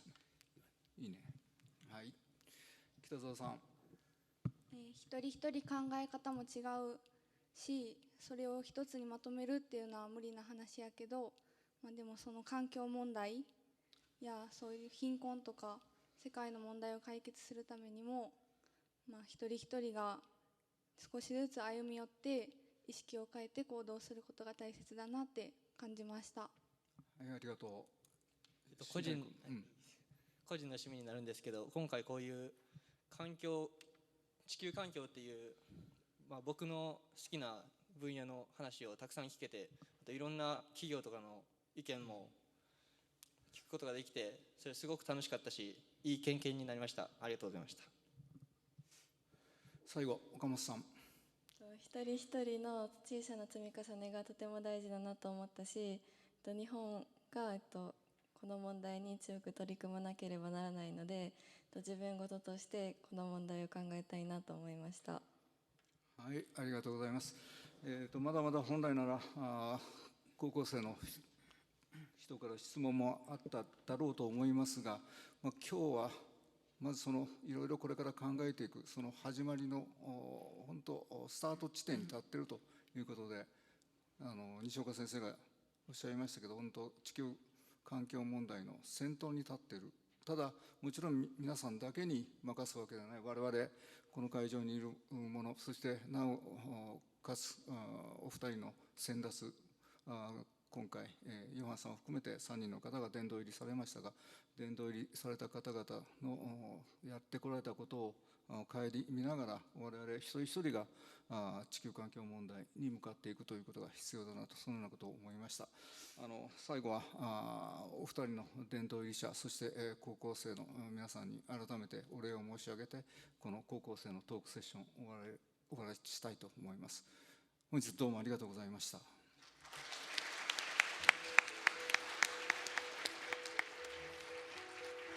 ステージ上の皆様に今一度盛大な拍手をお願いいたします。ありがとうございました。どうぞご講談ください。これをもちまして京都環境文化学術フォーラム国際シンポジウム終了でございます。